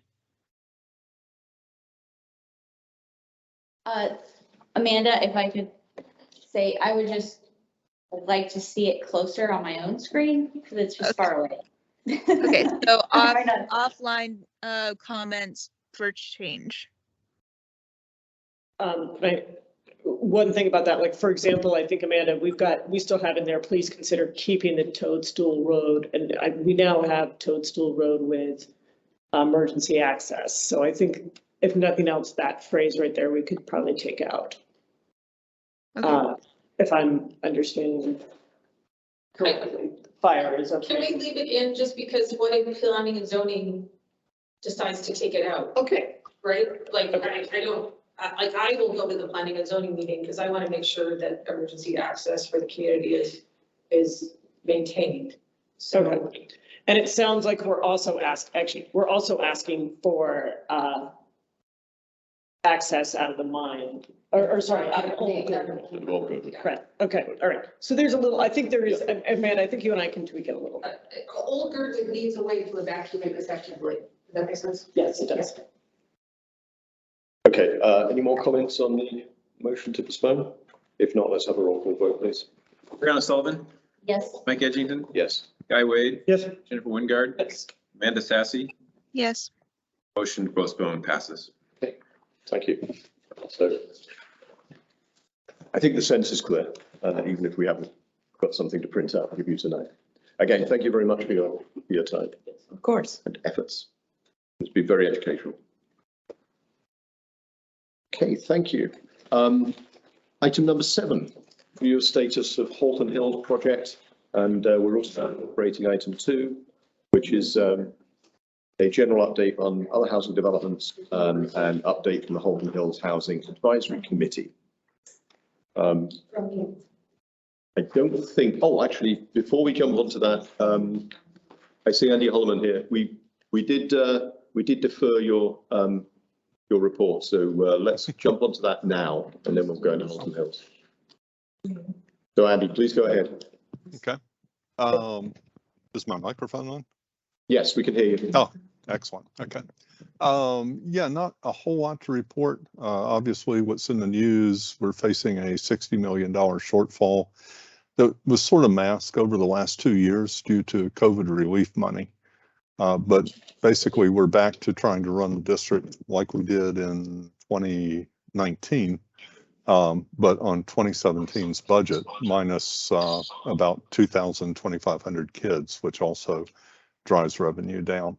I don't think there's much that impacts Girdwood directly. The only thing that would happen is ultimately we will balance our budget by a rise in class sizes. And in Girdwood's case, that would mean that you might lose 1 or 2 teaching positions out of the school. And for a school that size, it's a pretty significant impact. But we're still pretty far away from making that decision. The other thing is that this Wednesday, which is day after tomorrow, there will be a press conference in relation to busing. We don't tell anybody, there will be a press conference, and we are looking at having a full restoration of bus service before Christmas.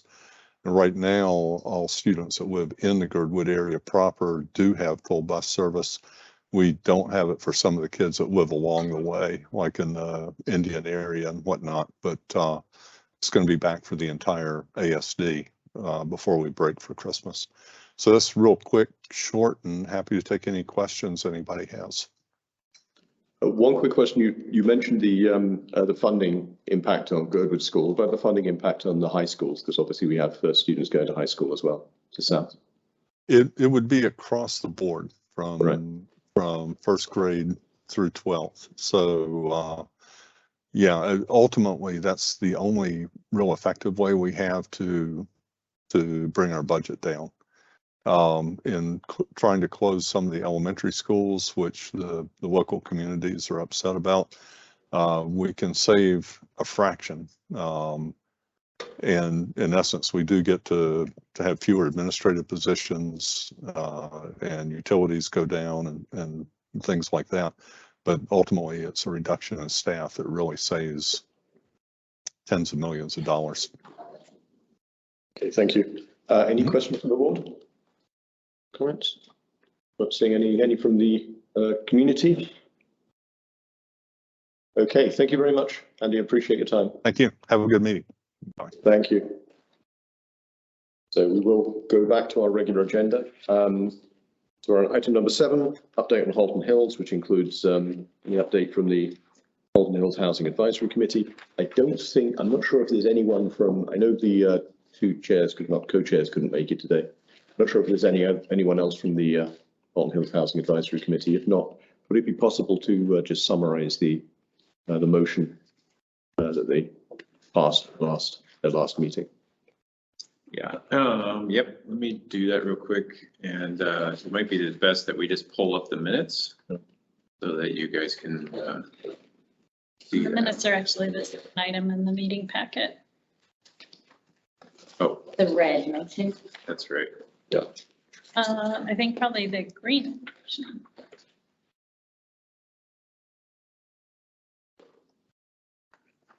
Red motion did not pass. There's a green motion further down. Here it is. A little bigger. So I'll read it then. So this is the one about halfway down page 2. Halton Hills Housing Advisory Committee recommends that GBOS write a resolution rejecting the disposal of the Halton Hills parcels. The development agreement in its current form does not meet the needs of the community. The process has lacked any transparency or adequate community involvement. The HHHAC has attempted to address those needs repeatedly with the MOA administration with no results. The HLB Advisory Commission has attempted to address some community needs in haste, made through amendments to Resolution 2022-09S. However, these amendments, while appreciated, do not have any guarantee of being accepted by MOA HLB and do not fully reflect the needs of the community. So that was the motion. That was the motion, and effectively the recommendation to us that came from Triple H AC. an update since I think we're, again, I don't think there's been any scheduled meeting with HLB, with the director. There's no HHAC meeting scheduled, and we do have the assembly work session on December the 2nd, and then the motion, the ordinance, which is basically accept the disposal based on the April 2022 development agreement. That's in front of the assembly without any other changes. That's in front of the assembly on December the 6th. That's where we currently stand. Would anyone like to propose a motion to act?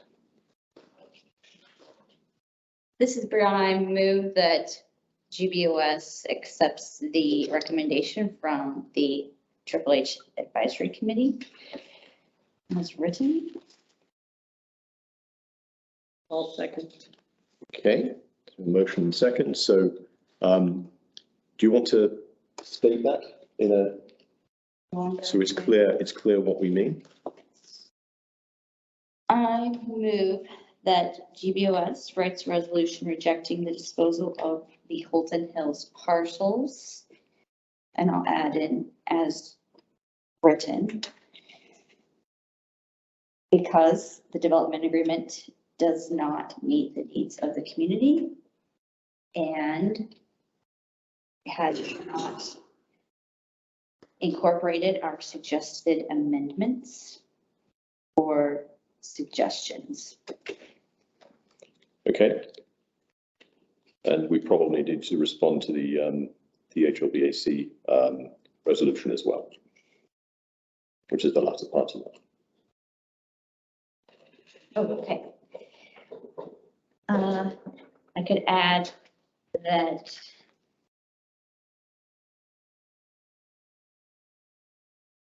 while GBOS also appreciates HLBAC's attempts to add amendments, they are not guaranteed because HLB Advisory Committee is advisory. Okay. Does not fully reflect the needs of the community. I'm not sure we've quite got a resolution in place, but we definitely have the essence of the resolution in place. I'm going to, sorry. Just for procedure, would this be a resolution or a letter of objection? Well, we should verify. Letter of objection. That's a letter of Because objection. of course Mike's right. This time.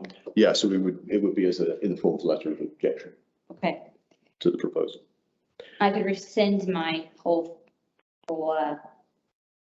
resolution. Unless someone else has a better idea while they're You could just amend it to a letter of objection instead of a resolution. Yeah, does the second agree? Sure. Yeah. So I think the only question is whether I think we've got effectively what the language is. I think we've already generated multiple letters. This is consistent with what we've said since day one just about. So I think we've got enough information to vote on this, and then it'll be basically that. We'll have to put it into words, but I agree. this is the essence of it. Yeah. So I feel we can discuss this further, and or we can just vote. If anybody has any more comments. I have a question. Sure. Just to clarify, because you're put in the kind of tough position there, trying to edit on the fly. Are we basically accepting this paragraph from Holton Hills Housing Advisory Committee? Are we basically following their guidance and rewriting this into, but we're not, at this point, not fundamentally changing anything out of this paragraph? No, I think this is the essence of what we're effectively saying is no to the development as it currently stands, and that even with the changes or with the conditions proposed by the HLB Advisory Commission, it still doesn't meet what we consider the community needs. So that's basically what it says. There might be some prettier words around it, but that's the essence. Okay. Will you include the kind of the reasoning behind it with the, the lack of transparency doesn't meet the community's needs? Yes, I mean, the key thing is it the doesn't public meet- process. Yeah. Okay. Yep. Okay. So we'll take, I think we can vote on this because this isn't the actual the words, but it's the essence of it. It's effectively the same word. So I feel comfortable voting on this if everyone else does, right? So if there are no more comments. Just for clarification, this letter is directed to P&Z. This letter would be directed to the Assembly and HLB and the other people in administration, etc. But it's since it's an Assembly action in front, the Assembly action is in front of us. This should be to the Assembly and HLB. Okay, gotcha. Okay. Okay, so can we go to a roll call vote, please? Sure. Brianna Sullivan, Yes. Mike Edgington. Yes. Guy Wade, Yes. Jennifer Wingard, Yes. Amanda Sassy. Yes. That motion passes 5-0. I will work with Margaret to just pretty this up. And if anyone else wants to, one other supervisor can do so as well if you want to be part of that process. I'll volunteer unless anyone else wants to. I'm happy to either. It doesn't matter. I'll let you fight amongst yourselves. No, I don't. You can do it. You're great at it too. That's fine. Actually, you are really. You did a lot this week, so I'll jump in. Brianna will jump in. Thank you. Okay. Anything else we need to discuss on this topic? I think there's one other thing we probably need to cover, which is there is a public hearing, so we need to make sure that's submitted to public hearing, and you know, the points that come from that and the rest of the public statements we've made can be presented on behalf of the board if we choose to. Yes, I agree that that should be discussed. And then also in here, this is just the minutes, but does this mean, is this old from Emma Kramer selected to speak at assembly meeting? That should be December 6th, right? Yes, that should be Okay, December 6th. So they're discussing who's speaking there. And then there's also the work session that is a in-person location on December 2nd. And then the hearing on December 6th. Yep. Okay, I just wanted to say all those out loud. So for the hearing, sorry. Just a question, the work session, there's no public input to work session, right? No, typically there isn't. I thought the public session, I thought work sessions had public comment. They don't have public comment. Committee meetings have public comment. Work sessions actually don't. We'll see clarification on that because Randy did mention tonight that they look forward to hearing from representatives from GBOS and the Housing Committee. Yes, but that's not public comment. Yes. So, but we want to make sure that they're allowed to speak. Right, Suzanne mentioned the S version. Yep. So for December the 6th, I think it's appropriate that somebody should represent the body. And we're supposed to have that discussion and make sure we all agree. So if I don't hear any objection, we'll have at least one person who represents the body at the public hearing. Sounds great. Okay. One person should speak for GBOS at December 6th. At what point are we deciding who that person is? Well, we should do that now. If we decided somebody should, it should be that. I mean, I would nominate you, as always, because you're so good at it. I will accept the nomination because I have time to prepare. Okay. But I'm fine with someone else if they want to can do it. Okay. It looks like we have a comment from Betty. Yes.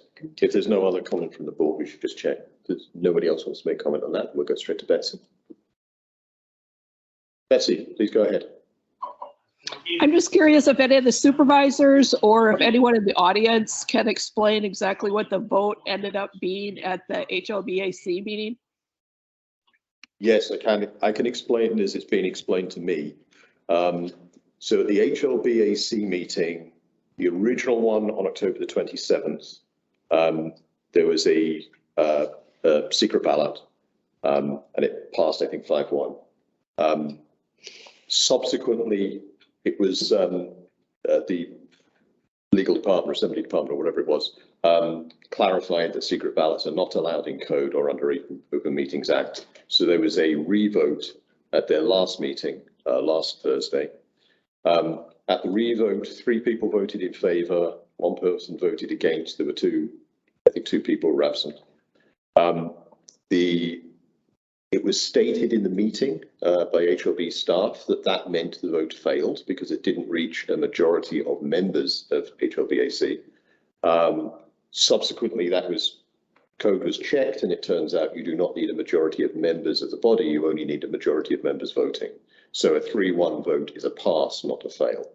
So it was announced in the meeting that resolution failed, but actually after checking, that resolution passed. So there was a communication sent out from HLB, from Emma, just clarifying that vote did pass. So the resolution did pass with the recommended conditions.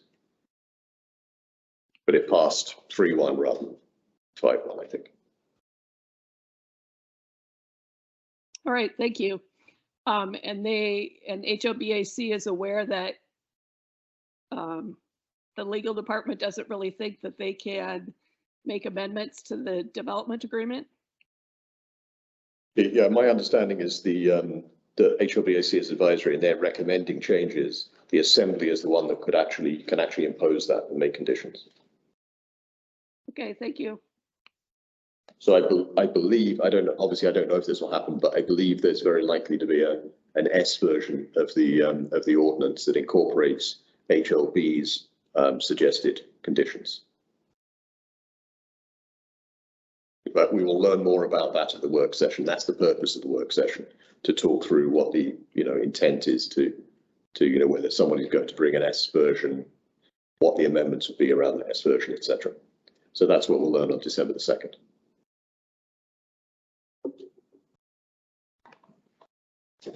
Okay.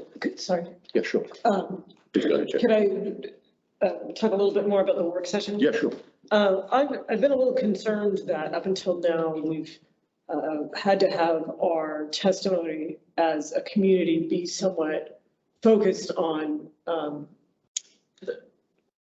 finding solutions and looking to the forward. So, and I do think that affected what we were able to say or what we felt like we were supposed to say as a community at the last work session. And I just want to make sure that we're agreed on that we've had to pivot a little bit, or that we can pivot now based on this vote from HHHAC and also on, I think, the voice of the community, that we should be able now to talk about some of the process that got us to the point of a development agreement that doesn't meet any of the community needs. And the reason why I think it's important to talk about that is that I'm very concerned about coming up against some of the same issues dressed up differently with industrial park and 4 pages. And if this process doesn't include Girdwood concerns from the get-go, then we're going to have the same issues with it dressed up differently. So I just kind of wanted to make sure that we're talking about the broader issues at this upcoming work session, now that we're no longer having to, now that we're no longer constrained by being solutions focused, with the understanding that we thought we were coming to a negotiating table where the other side was also coming. But now that we know that that didn't happen, I feel like it opens the discussion to the broader issues of how we got here in the first place. And I just kind of wanted to make sure that the board is there too, or that you're comfortable presenting that viewpoint, because I think it's important to present the lack of Girdwood involvement in this is really not acceptable. Is that? Yeah, I think your point is extremely, absolutely valid. That this is, it's not just looking back. It's saying, this process has been broken in a number of different ways, and everyone should be really aware of this is not the way it's going to go in the future. I agree with you. It's a lesson for the future as well as in the past. Thank you. Yeah, I do not. I mean, it's likely that there will be amendments being discussed at the work session as well. So there may still be a need to engage in a sort of, in a constructive solution way simultaneously. So I think we need to cover both parts. But I agree with you completely. That concerns me because what this community has been through, even if there are amendments there, the full hackles are up partly, and it shouldn't, this is not the way this should go down. And so if at the last minute we can fix this, okay, maybe, but we're going to ultimately need to confront the process issues with this too. Like, amendments might band-aid this situation. They're going to need to be very big Band-Aids. But, I mean, really, but I think, and I know that that's tricky because there's this worry that it's going to, if we don't say, okay, yeah, fine, good, we'll take whatever little Band-Aids we can get, because maybe the thing will pass anyway. But I think that our position of being open to negotiation has thus far gotten us nowhere. So I really look forward to a position, the community position as presented by HHHAC of hard no, guys.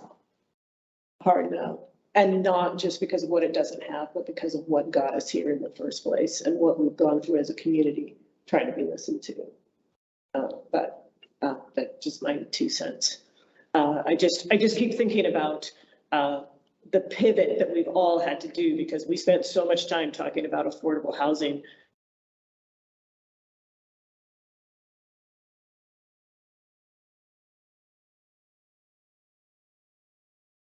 So Jennifer, I'm connecting something that, correct me if I don't understand it, but one thing, and assembly members are very capable of understanding a lot of it, I think, but the link is that something like industrial park is HLB, and this was HLB, and the other potential problem you said down the road is also HLB land, right? Mm-hmm. So somewhere in there, that should be that little link, because I knew what you were saying, I think, but that's part of the process from the start.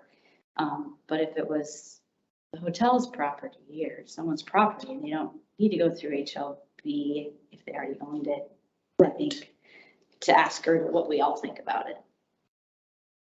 Or right, well, ironically enough, when even if a homeowner is building something, we have, good old, yes, we have a process. Okay. So we ask your average Joe Blow homeowner who's trying to put in a hot tub to do 4 presentations, right? And then we fuss about how the hot tub's going to be drained and whether or not it's going into a fish stream. I mean, like that whole conversation compared to what we've been allowed to say about this, the magnitude of that has been pretty ridiculous.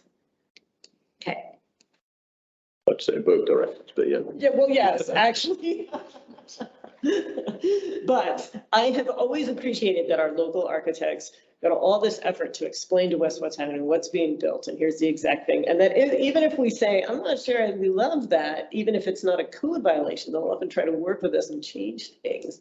I really have appreciated the community in the past has treated building projects as something that the community should all be allowed to weigh in on, and comparing that process to the complete lack of public involvement for this really shines a light on how ludicrous it is in a way. Yeah, I mean, I'll give my personal opinion. I think that the way that if this was a purely private development, then it's a different situation. But this is using public land, and that should put public concerns, the public needs, and the community needs at the front, and it has not. Right. And from day one, it hasn't. I take that back. I think there was quite a lot in the original RFP that sort of addressed, not everything was in there, but the original RFP did address many of the things. But clearly the rest of the process has not. And that just does not seem in any way an appropriate process for using public land. I do agree it's been kind of broken from very close to the beginning.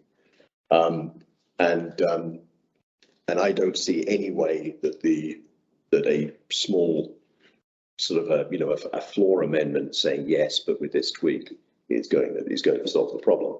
I can see how go away and rework aspects of it could solve the problem, but I don't see this floor tweak as being a viable solution at all. But I think that's that. If I was king, that's what I would be saying. But if that's not the view of the body, we're not quite saying that, but that's the essence of where I think we are. Yeah. One last thing, and thank you, Mike and Jennifer, for your comments. In where we are now, since the area plan isn't finished, we cannot control some of the things we can't fix from this process, and other developments like Gunning Sack and the other few that have happened in very recent years. We haven't been able to have a loud voice about being, I think because the area plan not being updated. So I don't have anything else to say about that. The Skinny Stack was brought up and, you know, talked about this development. I mean, that had way more public input than this. There were lots of meetings. I mean, I'll just touch this thing about the area plan. So you're right. I mean, one of the problems is the way, if you follow the strictest version of the process, then the only thing that matters is what's in the 95 plan. And then recently what's in the 2006 Crow Creek naming plan. And obviously we've done quite a lot of work in saying what we want now, but that isn't an adopted plan. So in a strict sense, they can ignore it. What we actually want now, but again, a more engaged process that actually cared about the community needs would not do that, and that's obviously where we are. But yes, I mean, you do make a very good point. The sooner we get a good area plan in place, new area plan in place, the better. Can I have one comment to that? I mean, I think it builds on what you're saying, is that we are arguably very close. Yes. On the area plan. Yes. And so plowing ahead with something that still fundamentally changes our community, because we can't wait until this summer or whatever. I mean, based on, if I understood what I think I understood from the last Imagine Girdwood meeting, we're close, especially now with the money to complete. Yeah, this year on to 2023, probably. Yeah. Okay. Betsy? I don't know if this is a process thing that Amanda wants to include in the letter or not, but I think another giant piece of this is that there is such a lack of staff in the HLB department that. Betsy, we lost the beginning of your. Can you start again? We lost the beginning. Cut out there, so. I think a big thing that Amanda might add to her letter is the lack of HLB staff. I think in the past, if there has been, you know, a land disposal, there has been someone in charge of that real estate department, and there kind of isn't right now. And so I don't think that the HLBAC or the assembly or any of the players really get very much information because there's not someone in charge of that department. Thank you. Any other comments on this item? I have one other thing. I feel like. Yeah, sure. Sorry. Oh, sorry. Look, please go ahead, Jennifer. There's a part of me that just wants to applaud, like everybody has done so much work on this community, every member of this board. This has been an extraordinary effort. Go ahead. A lot of time, please, Margaret. Yeah, I just wanted to reconfirm. So Emma Kramer is going to go to the assembly meeting on December 6th, and Brianna Sullivan. Did you designate who would be attending the assembly work session, or do you feel that's not necessary? Okay. I don't know.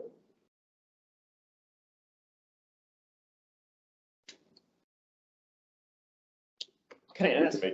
Sorry, one other question about that. Yeah. So we can only have one representative. We can't have I don't somebody. know. I think that's a good question for, probably a good question for Suzanne. Suzanne typically is chairing them, so we'll ask. I don't know, Suzanne, is that? How would you prefer the, I think we had two last time with Brianna and I were there. Yeah, it's fine to have two from GBOS. Okay. Yes, can we also have one from GBOS and one from HHHAC, or is that not? I think we can have someone from HHHAC. Yeah, and you can also have someone from HHHAC. Just keep saying H forever. It's bad. H. It's impossible to triple HAC. Triple H. Yeah, okay.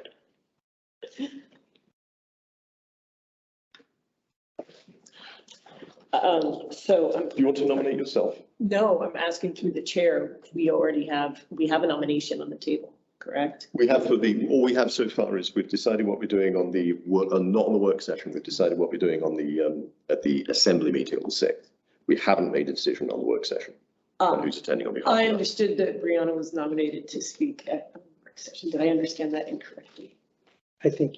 Yeah, that isn't right. I think you did, because that's what I heard. I don't even know what I'm doing on the 2nd.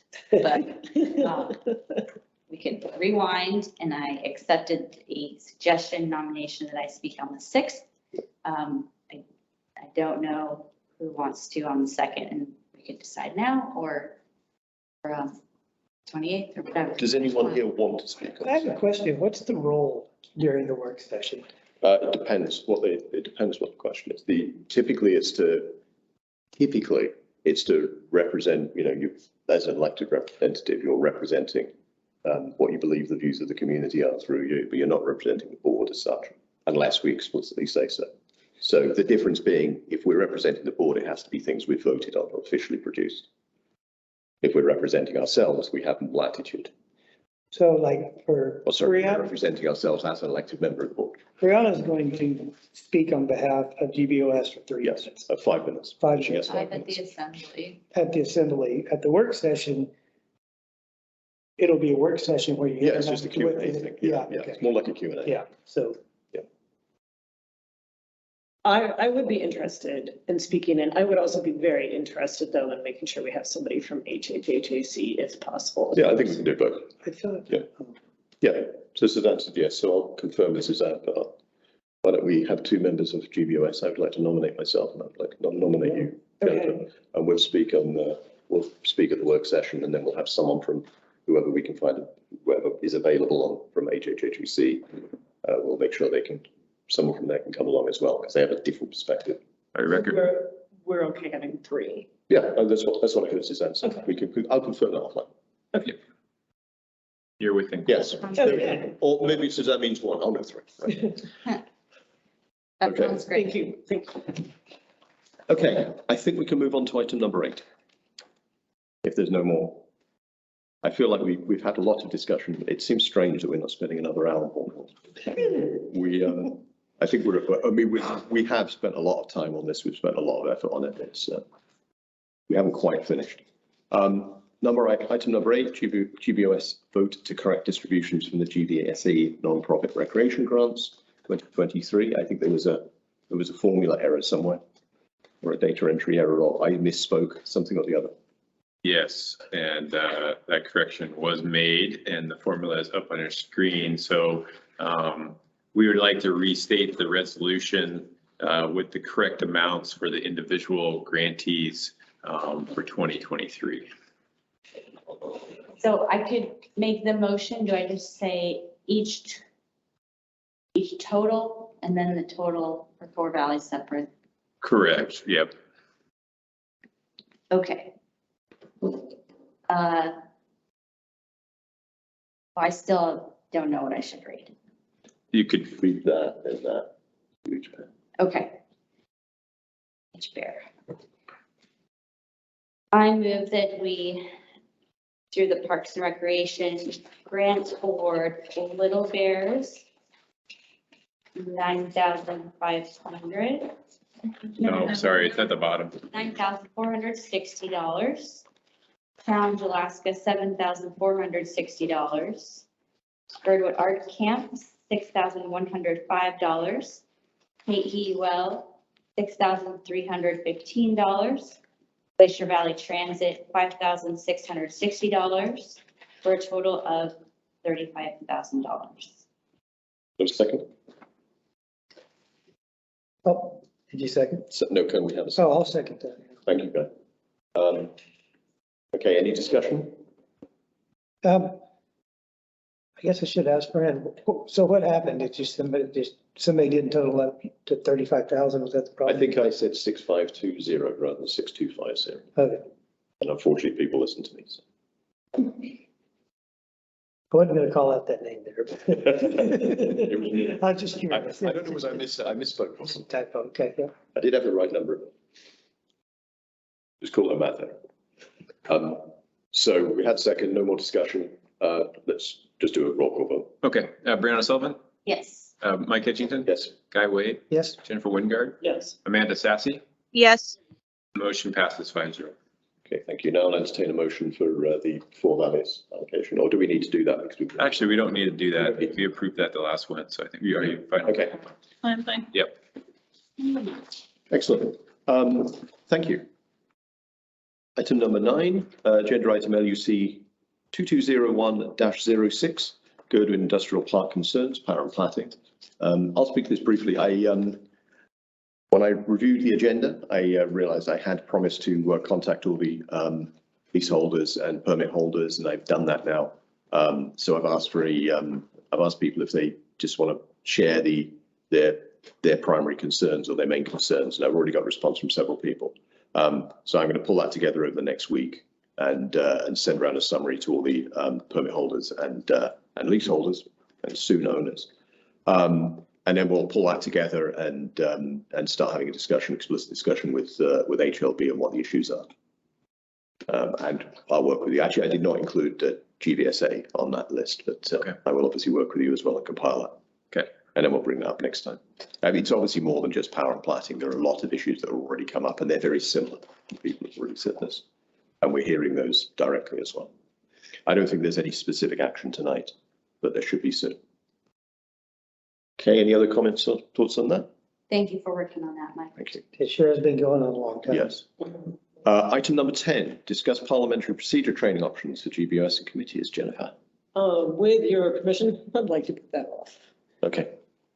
Right. Do you want to take that off the agenda, or should we? I'd like to leave it on the agenda in the hopes that I get to it. Okay, we'll push it on to next month. Thank you.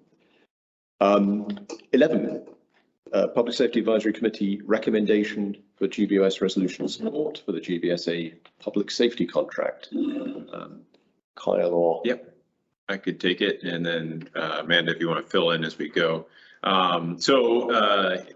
You know, over the last probably 6 to 8 months, we've been working through, well, I would probably say for the last 18 months, we've been looking at reviewing our policing options for Girdwood. As we did at our last review of our last renewal of the contract with Whittier, and really what we did originally when we selected police services for Girdwood.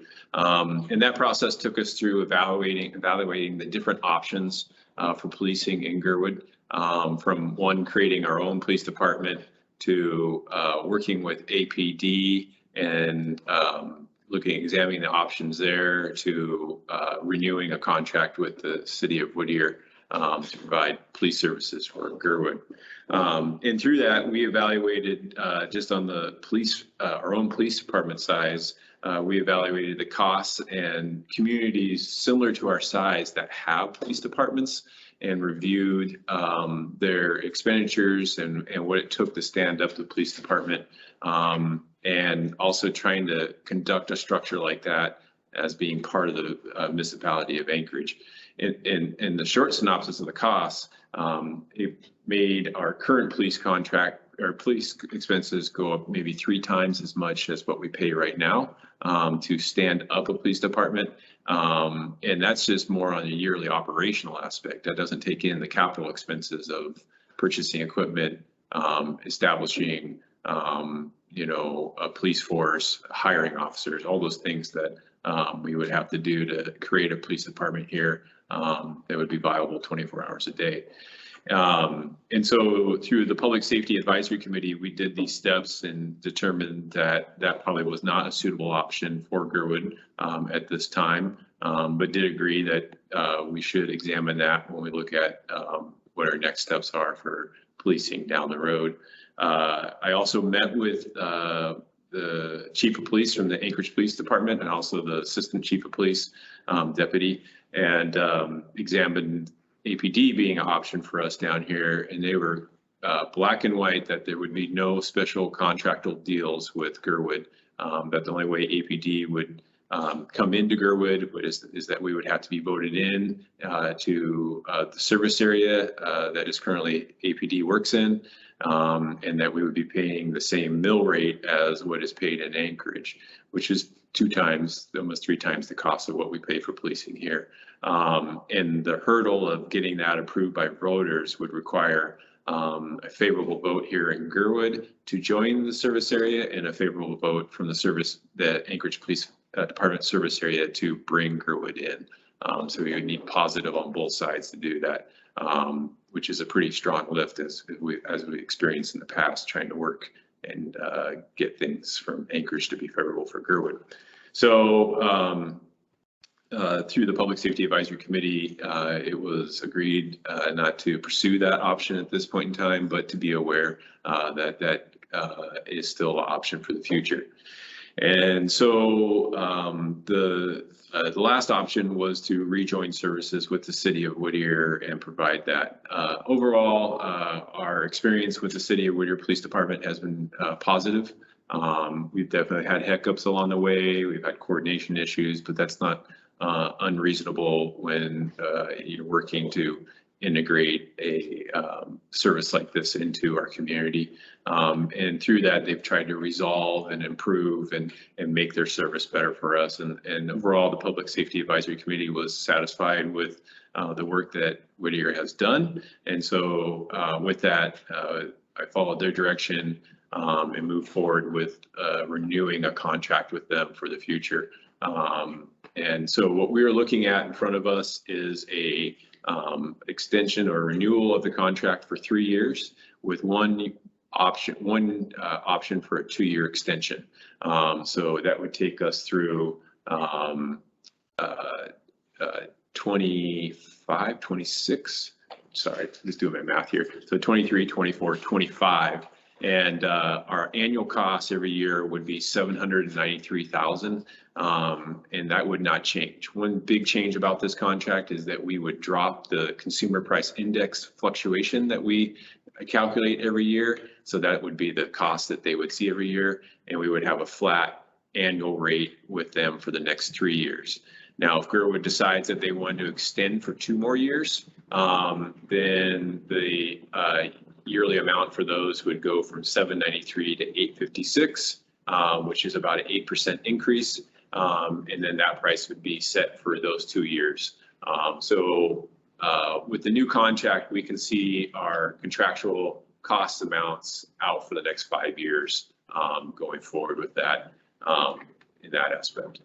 As for the contract itself, the language in it had minor changes after the lawyers got done with it, you know, and in their package tonight, I did highlight the changes that are in there, as well as the draft contract that is currently in front of us. And most of it had some small word changes. A lot of it had updating of numbers and dates and things like that to represent the new figures and terms of the contract. You know, one of the things that Whittier Legal didn't like was using the word satisfactory. They felt that was left to the person who's interpreting, but basically it just reflected that if Whittier is not living up to what the expectations of the contract were, we have clause to get out of the contract in that aspect. But we agreed that you could remove the word satisfactory, and it still didn't change what the contract was calling for in that aspect.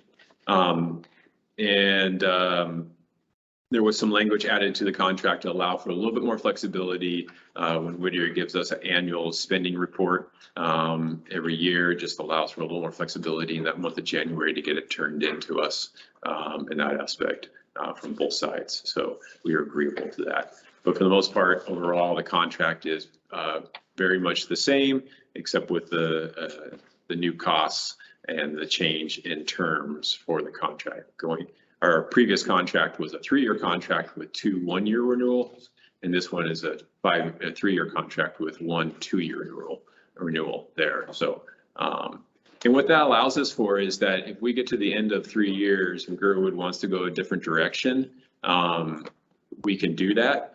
But if we know we need some time to make that new direction of policing to get set up, and we need Whittier to stay with us, it at least gives us 2 years to stick with them until we can stand up whatever we're going to do. That's going through an election process to bring APD in, or for some reason we can find a cheaper source of policing by working here and we can legally make that work, then we have those options to work with.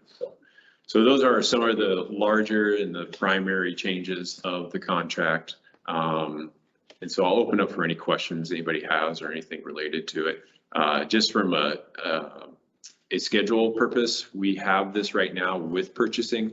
Purchasing's waiting on approval from GVOS, and then we would like to have it on the December 6th agenda for assembly so they can approve it, and then we can get everything signed between the two. At the same time, Chief Lachey is working with his city council on the side, and we're concurrently working our way through the approval process so that we have everything signed and we have a seamless transition from policing, which ends on New Year's Eve at 11:59, or this, excuse me, the contract ends at 11:59 and the new one starts at midnight on the 23rd. So we just want to make sure everything is nice and seamless so that we don't have any lack of coverage during that period. So that's where we stand. Thank you. Amanda, is there anything you wanted to add? Yes, I just really want to thank Kyle and Margaret for the big lift and all the good research. It makes us feel really confident in the decision, I feel like, and yeah, I really appreciate your guys' work. Thank you. Brianna, please go ahead. thank you, Kyle and Margaret and all the PSAC for all the valuable research. And I just had one little fifth whereas needs to have a comma for the total of the number there, and then decimal 00. Got it. Thank you. $793. Yeah, bargain. Yeah, but it's hard to split that last fourth of us. Yeah, then you'll have the same line next. They'll take up 3 lines. Any other comments? I have one kind of question statement. Back at the very beginning of this process, when the first time we put this contract together, I was on PSAC along with Chief Weston, and we had kind of struggled a little bit with the scope of work. And what we ended up doing was putting down a scope of work that was kind of the minimum that was very limited in terms of, I think we only actually require, three physical patrols lasting not less than 45 minutes each. So we require, 2 hours, 2.25 hours presence in Girdwood each day on average. And then there is 24/7 response to calls as well. I wonder if do we know what's kind of typical, what is the typical average of attendance in Girdwood? Because I definitely have heard from some people that it can be difficult to get officers here at some times. And I just wonder what their typical presence actually was. Because we always, the intention at the time was this would work because we had to have something, but we would revisit the scope of work and have something which was probably better for both communities at some point in the future. And we obviously have not done that yet. Well, I have tried to address that scope of work, and Whittier has resisted that from both their administrative side and their council side as to tying down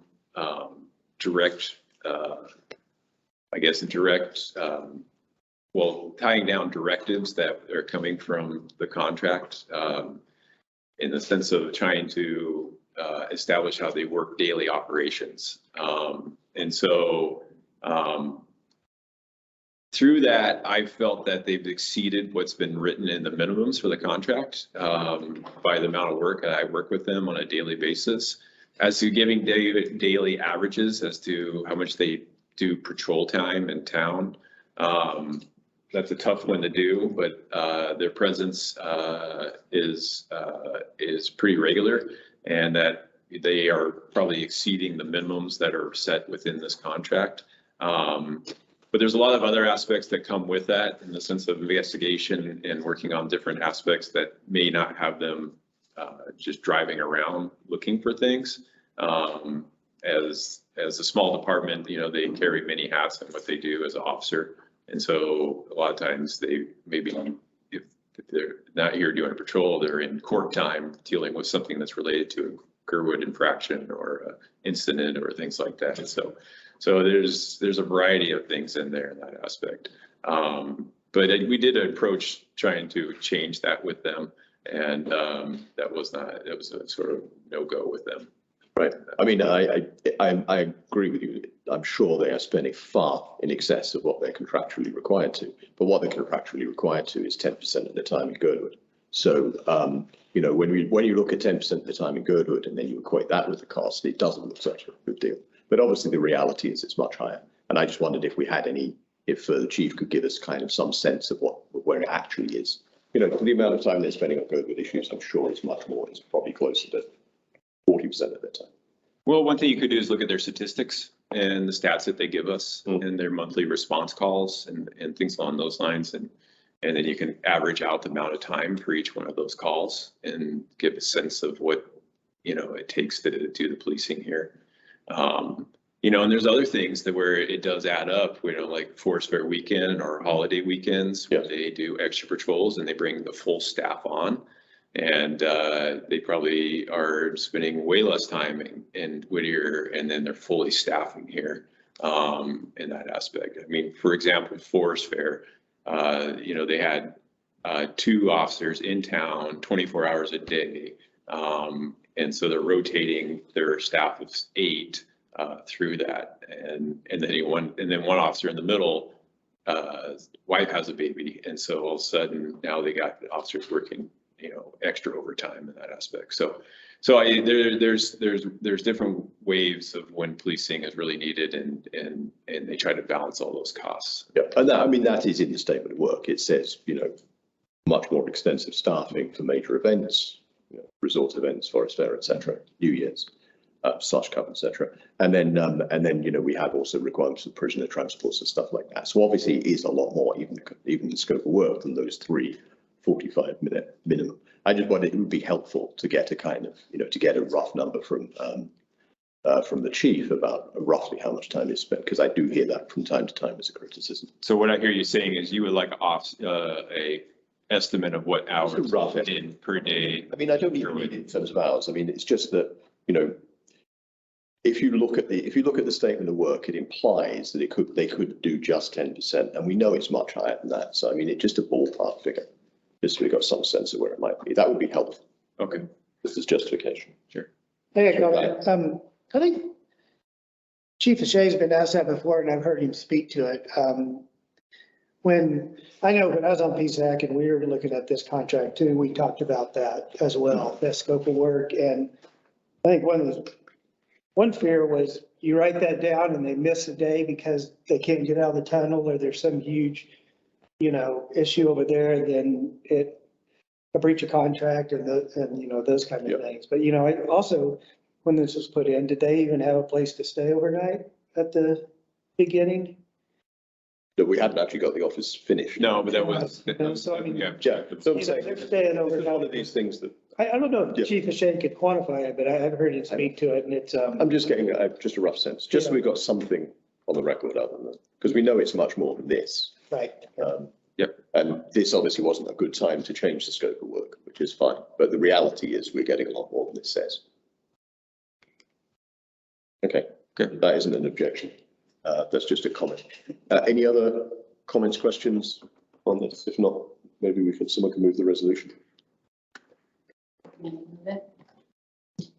I'll move to approve the resolution of support for the municipality of Anchorage and the city of Whittier police services in Girdwood Valley service area. Thank you. Second. And second from Brianna. Any comment on the resolution itself? Not seeing or hearing any, let's move to a roll call vote. Brianna Sullivan, Yes. Mike Edgington. Yes. Guy Wade, Yes. Jennifer Wintercard, Yes. Amanda Sassy. Yes. Motion passes 5-0. Thank you. And again, thanks to everyone who's worked on this, both sides of the tunnel. Move on to item number 12, agenda item LUC 2210-06. Discuss addition of GBOS powers to raise funds for housing and economic stability through vote in the spring 2023 municipal election. We had a work session on this meeting before this meeting. And there is, I believe, in the packet, draft language for the Assembly. It came from external Assembly Council and has been through the Assembly Council has also commented on it. It's currently sitting with legal in the administration. I haven't seen any comments back from legal. We could test who you want to describe it because you were at the work session. I'll just briefly say what this is. Bill Falsey was the work session, who's the external counsel who drafted this. So he was able to answer lots of detail and go into what all the implications were. But the essence of this is it's very similar to conceptually to the cemetery power we voted in 2015.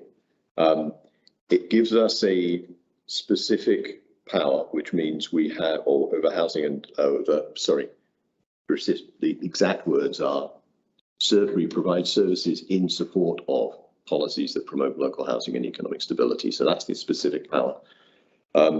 What that means is that the service area is empowered to work to support policies for local housing, economic stability.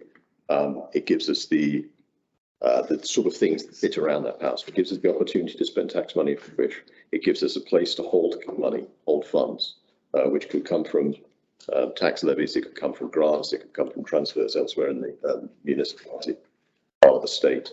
It gives us a mechanism to, like we do with parks, to have management responsibility over land as well, dedicated to those purposes. Because it gives us a way to spend money, it gives us the opportunity to, get some expertise to answer some of these sort of more detailed implementation questions. It gives us potentially the opportunity to finish off the detailed implementation plan for housing. We could, in future, we could get grants, get other funding through this source and use it for, onto other non-profits, have a, non-profit contractually do housing development or something. That's a possible thing in the future. But for the moment, the main thing, I'd say the key thing this does is formally puts a Girdwood public body at the table when it comes to housing, which we have, it's very clear throughout the whole Mills process, we do not have, and that's been a huge problem, a big problem. Throughout the, as far as HLB is concerned, or as far really as the administration is concerned, Girdwood is, it's not got any formal role except as a community council. So there is kind of an advisory role, but it's not at the same way as other parts of the staff or the administration are. And with a service here for the service area, it would be somewhat analogous to other parts of the administration. So HLB have to get a formal response from watershed management and traffic engineering and planning, things like that. And the Girdwood service area would have the similar kind of status in terms of its formal role and its role in consulting.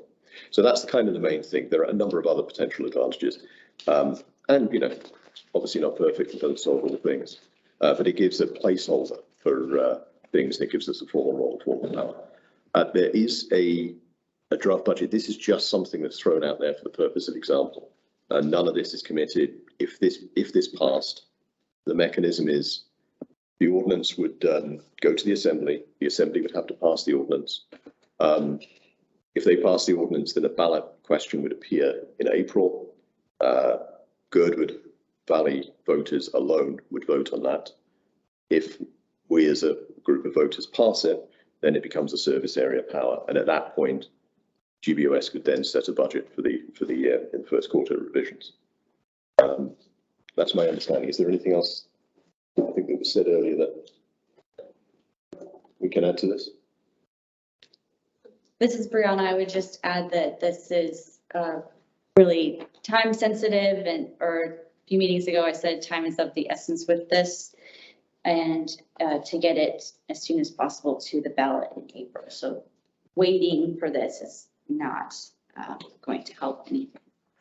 Having said that, we are having a meeting next Monday where the one item on the agenda now is to discuss this and vote on it. So our intent is not to vote on it tonight, but to vote on it next Monday. I have comment.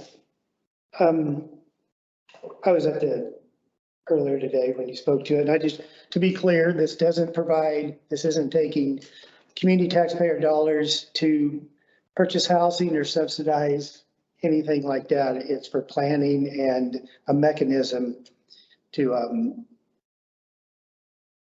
develop responsibly or the way the community would like to see it development going forward. It, like I said, it possibly could hold lands or money. It gives us a mechanism for that as well, which we don't currently have in there. I do see the it says the, so page, it does mention that this position not authorized to levy new taxes, but it would be a slight increase in our property taxes if the public passed it. If Yeah, the community depending on passed it. Depending on what the budget is for it, yeah. And So what the thing about no new taxes is it means we currently have the ability to raise up to 6 mil, and this doesn't change that. We still have the ability to raise up to 6 mil, but we have the ability to spend that on 6 areas rather than 5 areas. And I guess one more question, is this going to be another layer for local people developing, putting in their hot tub? It won't have to go in front of this as land use. It wouldn't be, the purpose of this would be to, no, I don't think so. I mean, that's for a future board, I suppose, could change something. But this would be because it's part of GBOS itself, it's not a separate body or a separate board. It's just part of our powers in the same way as we deal with, all the other things, parks and rec and roads, etc.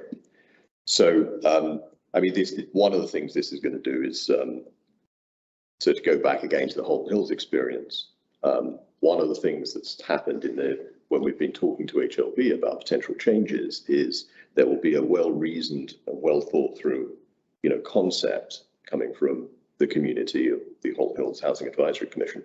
And I'll say, this is our goal, and this is roughly how it could be, it could be done. And then what we get back from HLB has been, well, we need to know exactly how it's implemented and a sort of detailed analysis of it, which typically we're not going to be able to do as a set of volunteers. There's the gap between having good ideas and ideas which are practical and actually implementing it. This gives us a mechanism to sort of get that implementation work done as well, which would then result in, probably code changes and other things, whatever the mechanism is. Or, maybe funding going to other non-profits.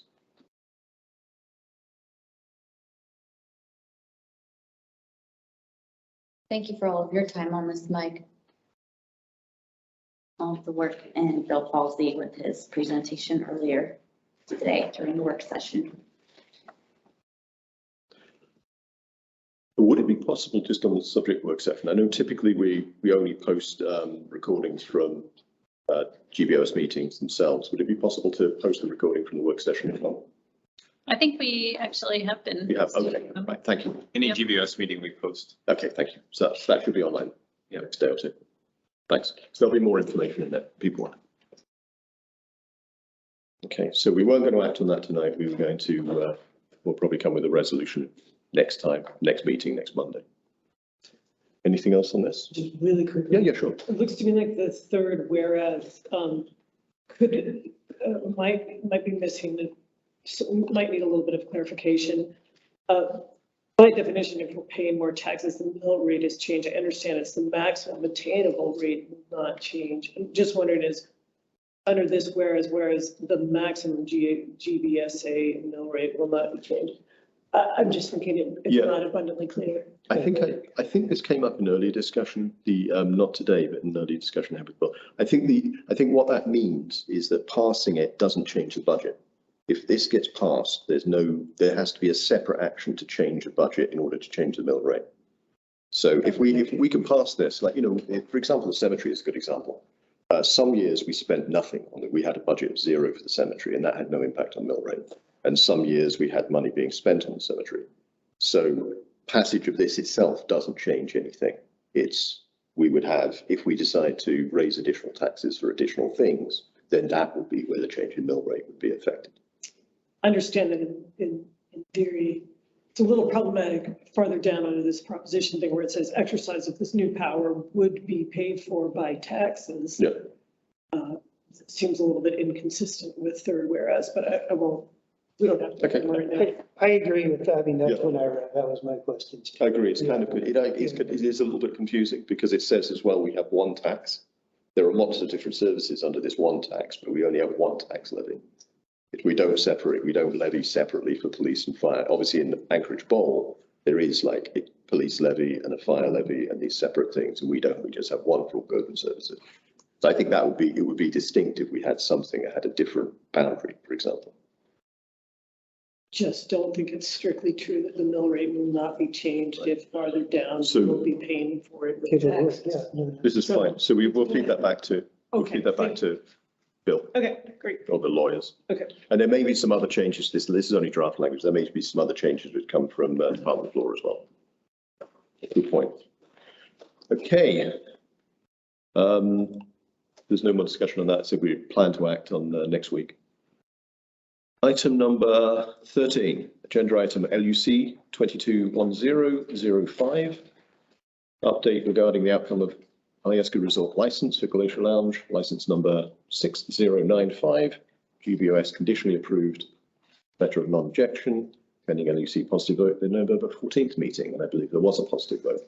Yes. So it's all, they supported it. Okay, so that, therefore, the resolution was fully, or the LOLO was fully executed effectively. Great. Yes. Um, Sent out. If there are no comments, we'll move on to item 14. Agenda item LUC 2210-07, Girdwood Community Club, DBA Glacier City Radio, KEUL, FM 88.9, request for GBOS resolution of support for continuation of its revocable no-fee land use permit in Girdwood Park with the municipality of Anchorage. Yes, please go ahead. Hello, I'm Louis Leonard. I'm president of the Girdwood Community Club. I'm present here in the meeting in the community center. This is a request by the Girdwood Community Club Incorporated, doing business as Glacier City Radio, KEUL FM 88.9, for a GBOS resolution of support for continuation of its no-fee revocable use permit in Girdwood Park with the municipality of Anchorage.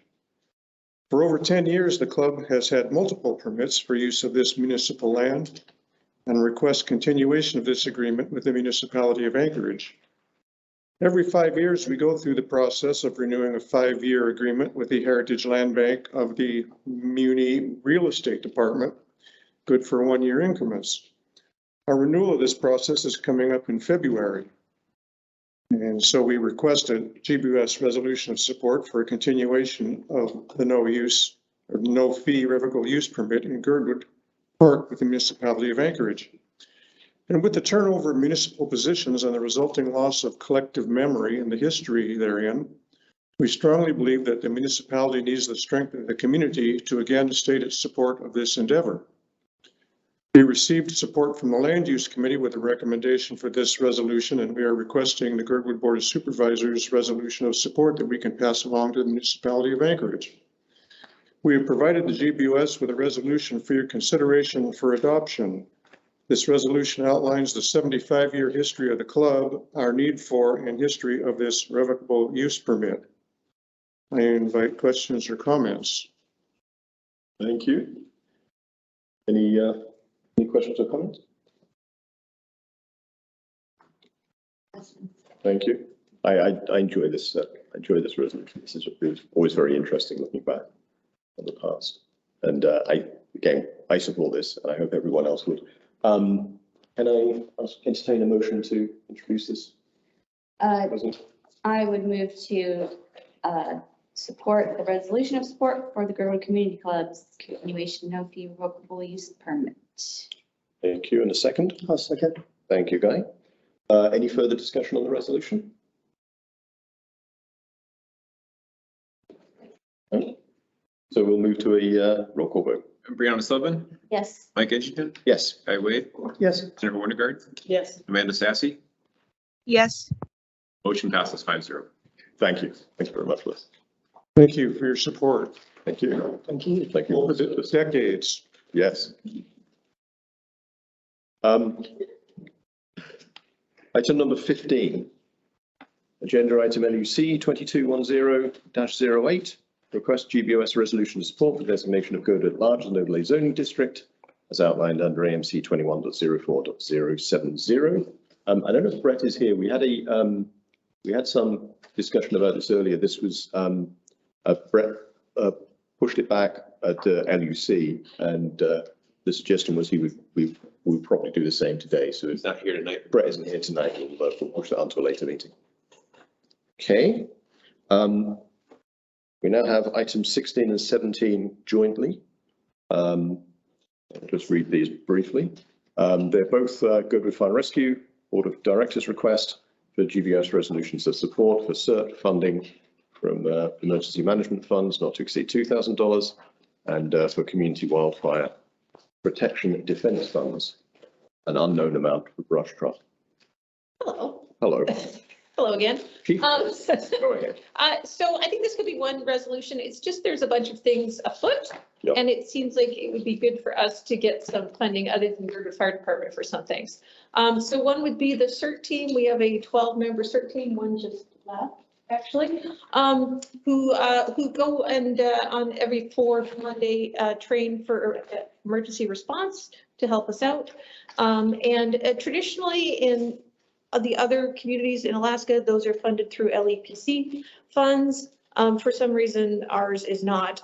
So I'd like to suggest that we work with the Emergency Operations Center Director and possibly get CERT money from the emergency money that the state passes on to the municipality for such actions. So that'd be one thing. And then separately from that, there's a lot of community wildfire protection money coming down in the number of years. And so just want to make sure that instead of the municipality driving what they might think to give us, we have an opportunity to say that we need to replace our brush truck, which is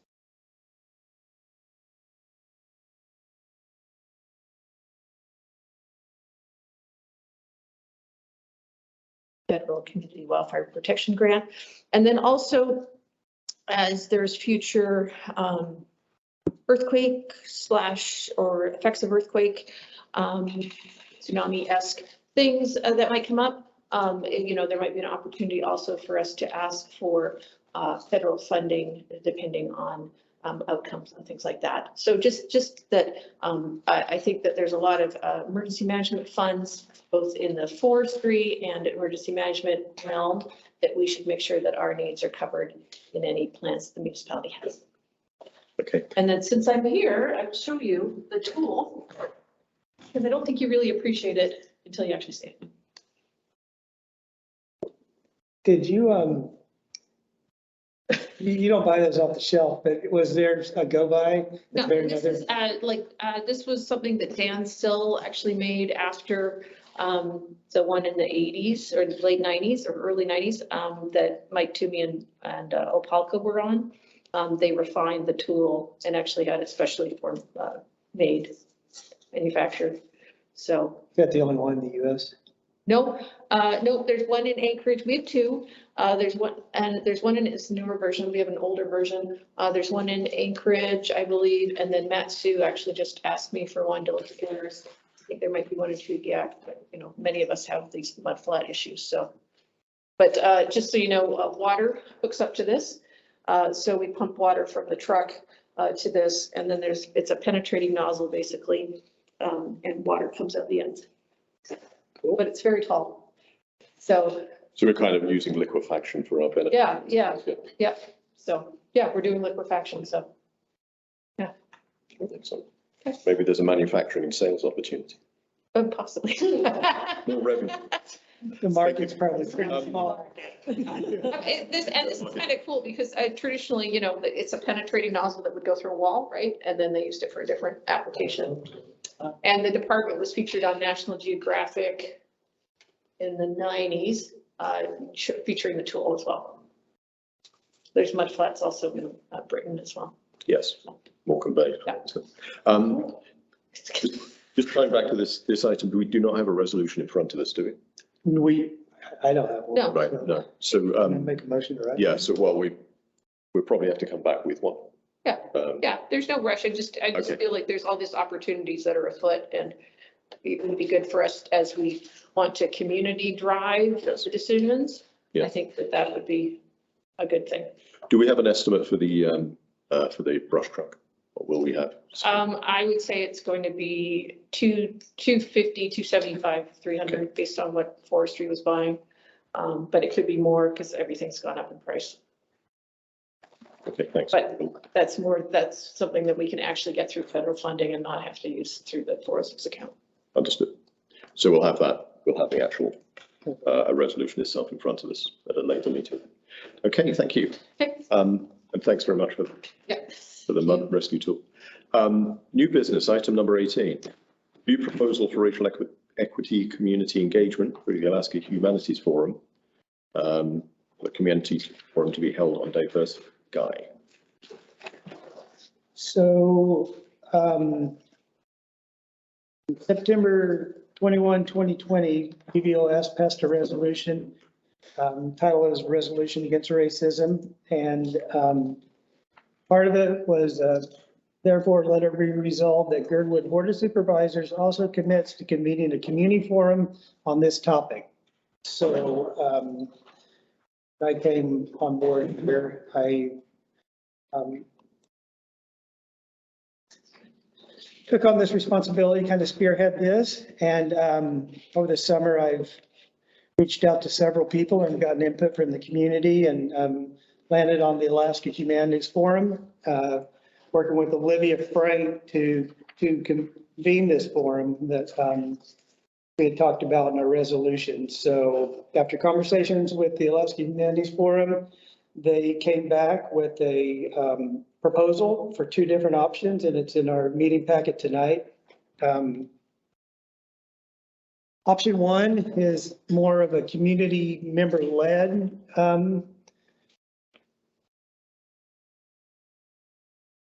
meeting that what they'd come in and kind of educate some people in the community to carry this forward.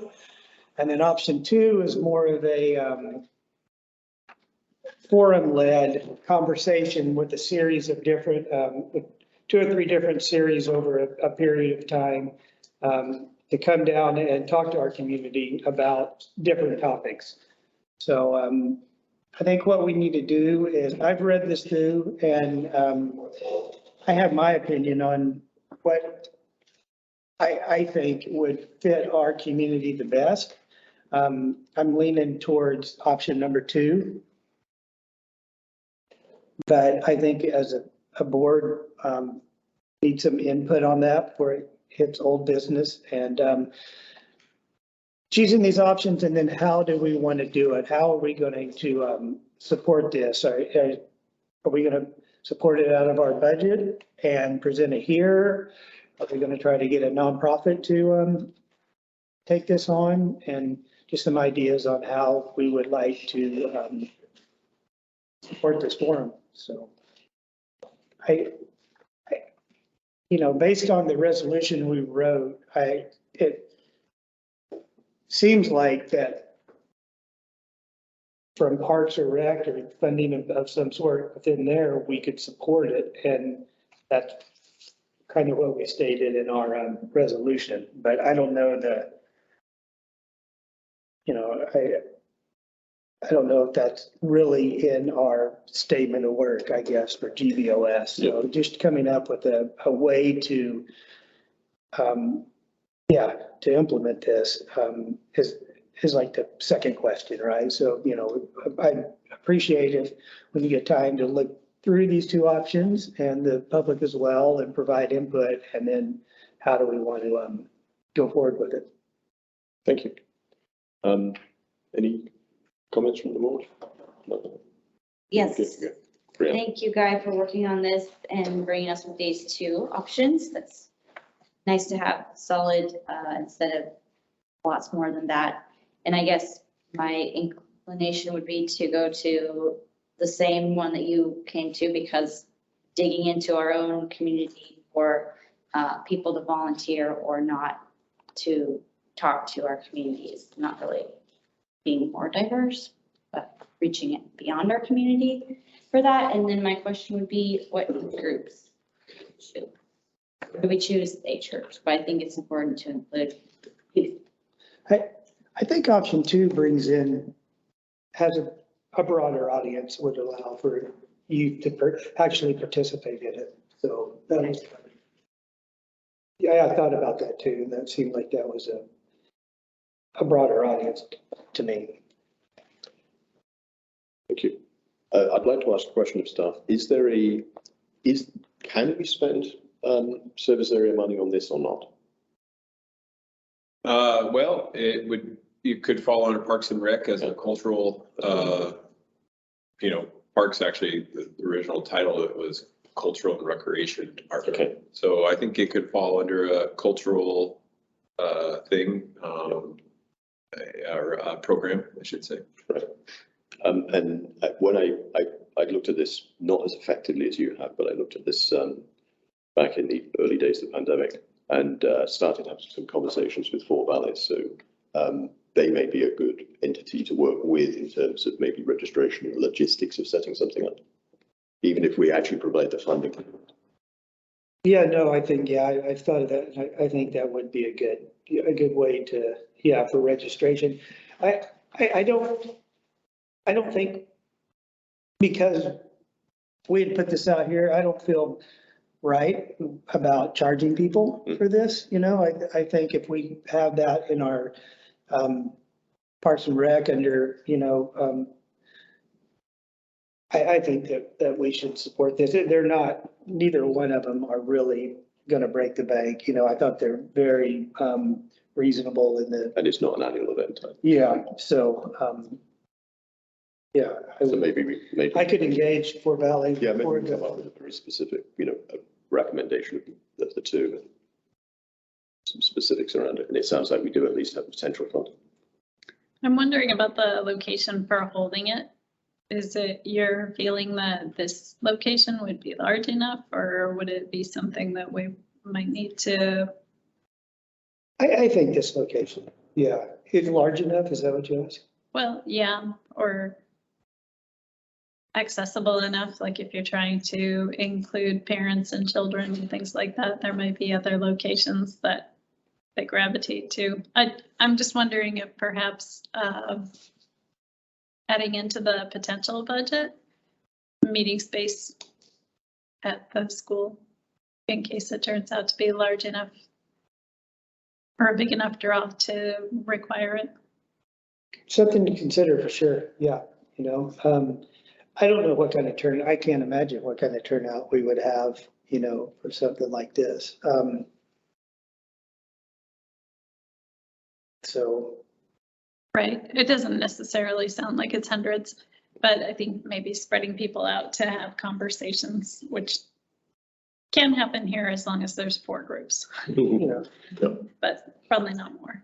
Anyway, just a thought. So I'll get back with, I'm going to meet with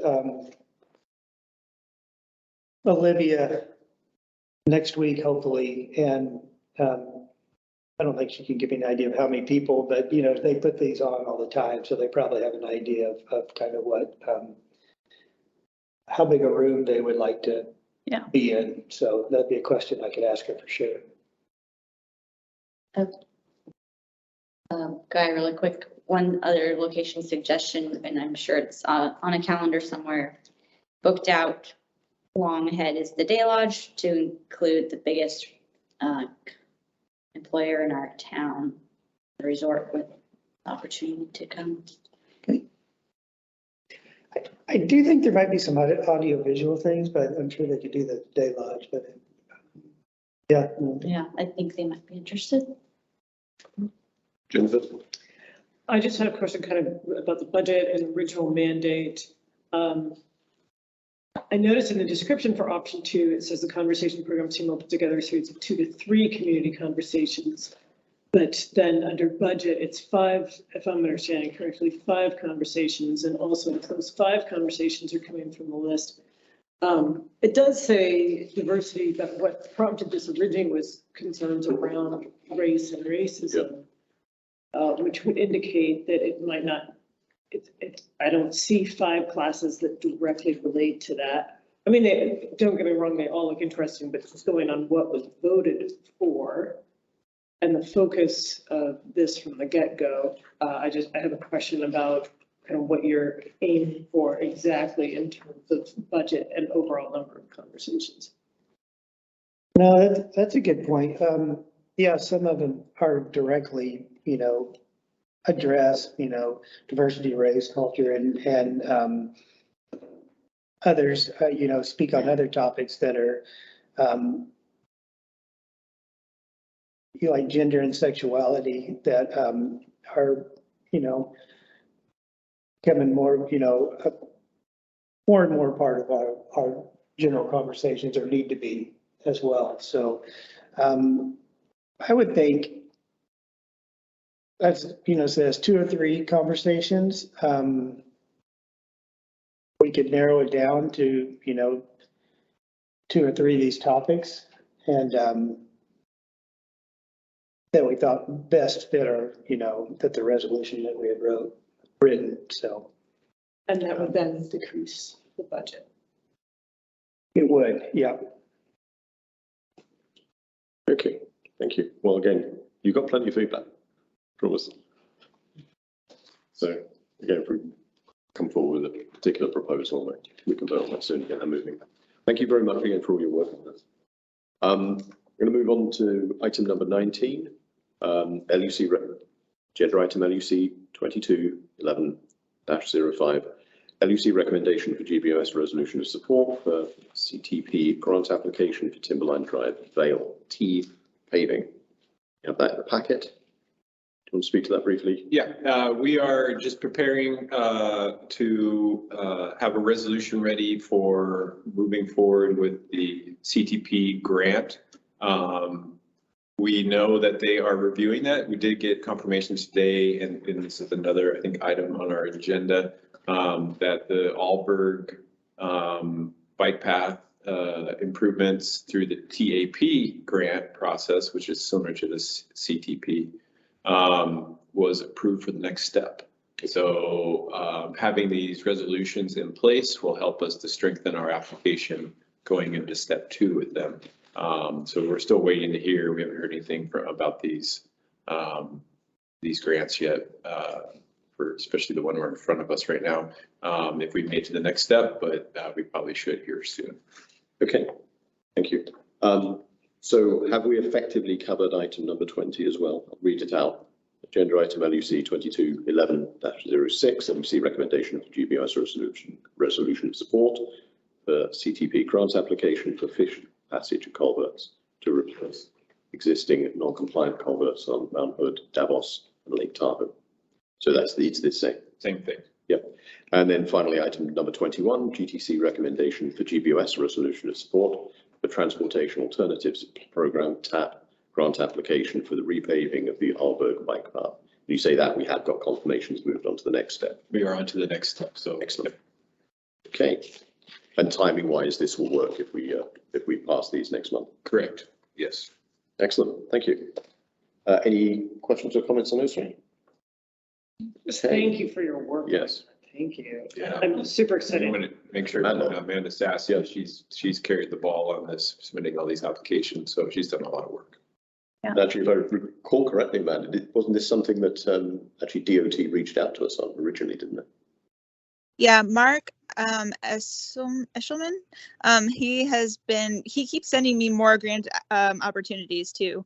And I think maybe Margaret. So they keep coming and we keep looking for ones that'll fit. But yeah, DOT has a good representative addressing Girdwood's needs. So I'm excited for the future. Thank you. Again, thank you for all your work on this.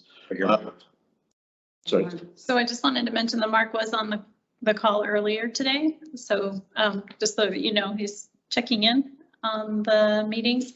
I think the final resolutions will probably say something about what the relative values are of these applications that we'll be putting in and what the match requirement will be, because I think there is match involved. So okay. They're not done yet, but working on it. Thank you very much. I'll now move on to 6 minutes. Last item 22, agenda item LUC 2211-07. LUC recommendation for GBOS letter of non-objection regarding new liquor license number 6101, application for Base Camp Eatery, 194 Hightower Road. Yes, so this will be a new beer and wine license for what was before the picnic club, and then the Mexican restaurant, and now the Base Camp Eatery has come in and is operating a business there. So they're just applying for wine and beer license. Thank you very much. So we'll have that vote next month. We have reports, committee, subcommittee reports and other reports. I would entertain, if there's no more, and we do have a GBO-SLUC joint meeting, our third one of the year, next Monday. Don't think there's anything else in the packet to cover, so I will. Or Mike. Oh, sorry, one more. Am I correct that we added to the meeting next Monday? We postponed The DOT letter. Yes. the DOT letter, so that'll be added to the Yes. agenda. Okay, thank you. Those are two things. Thanks. And then we also have the letter for Holden Hills to write, but that's just a drafting exercise. We've already approved it. Okay. Okay, so I've now entertained a motion to adjourn. Move to adjourn. So, can I hear a second? Thank you very much, everybody. Minutes. Right. Under the wire. That was a busy evening. Good night, everybody. Early tonight? What?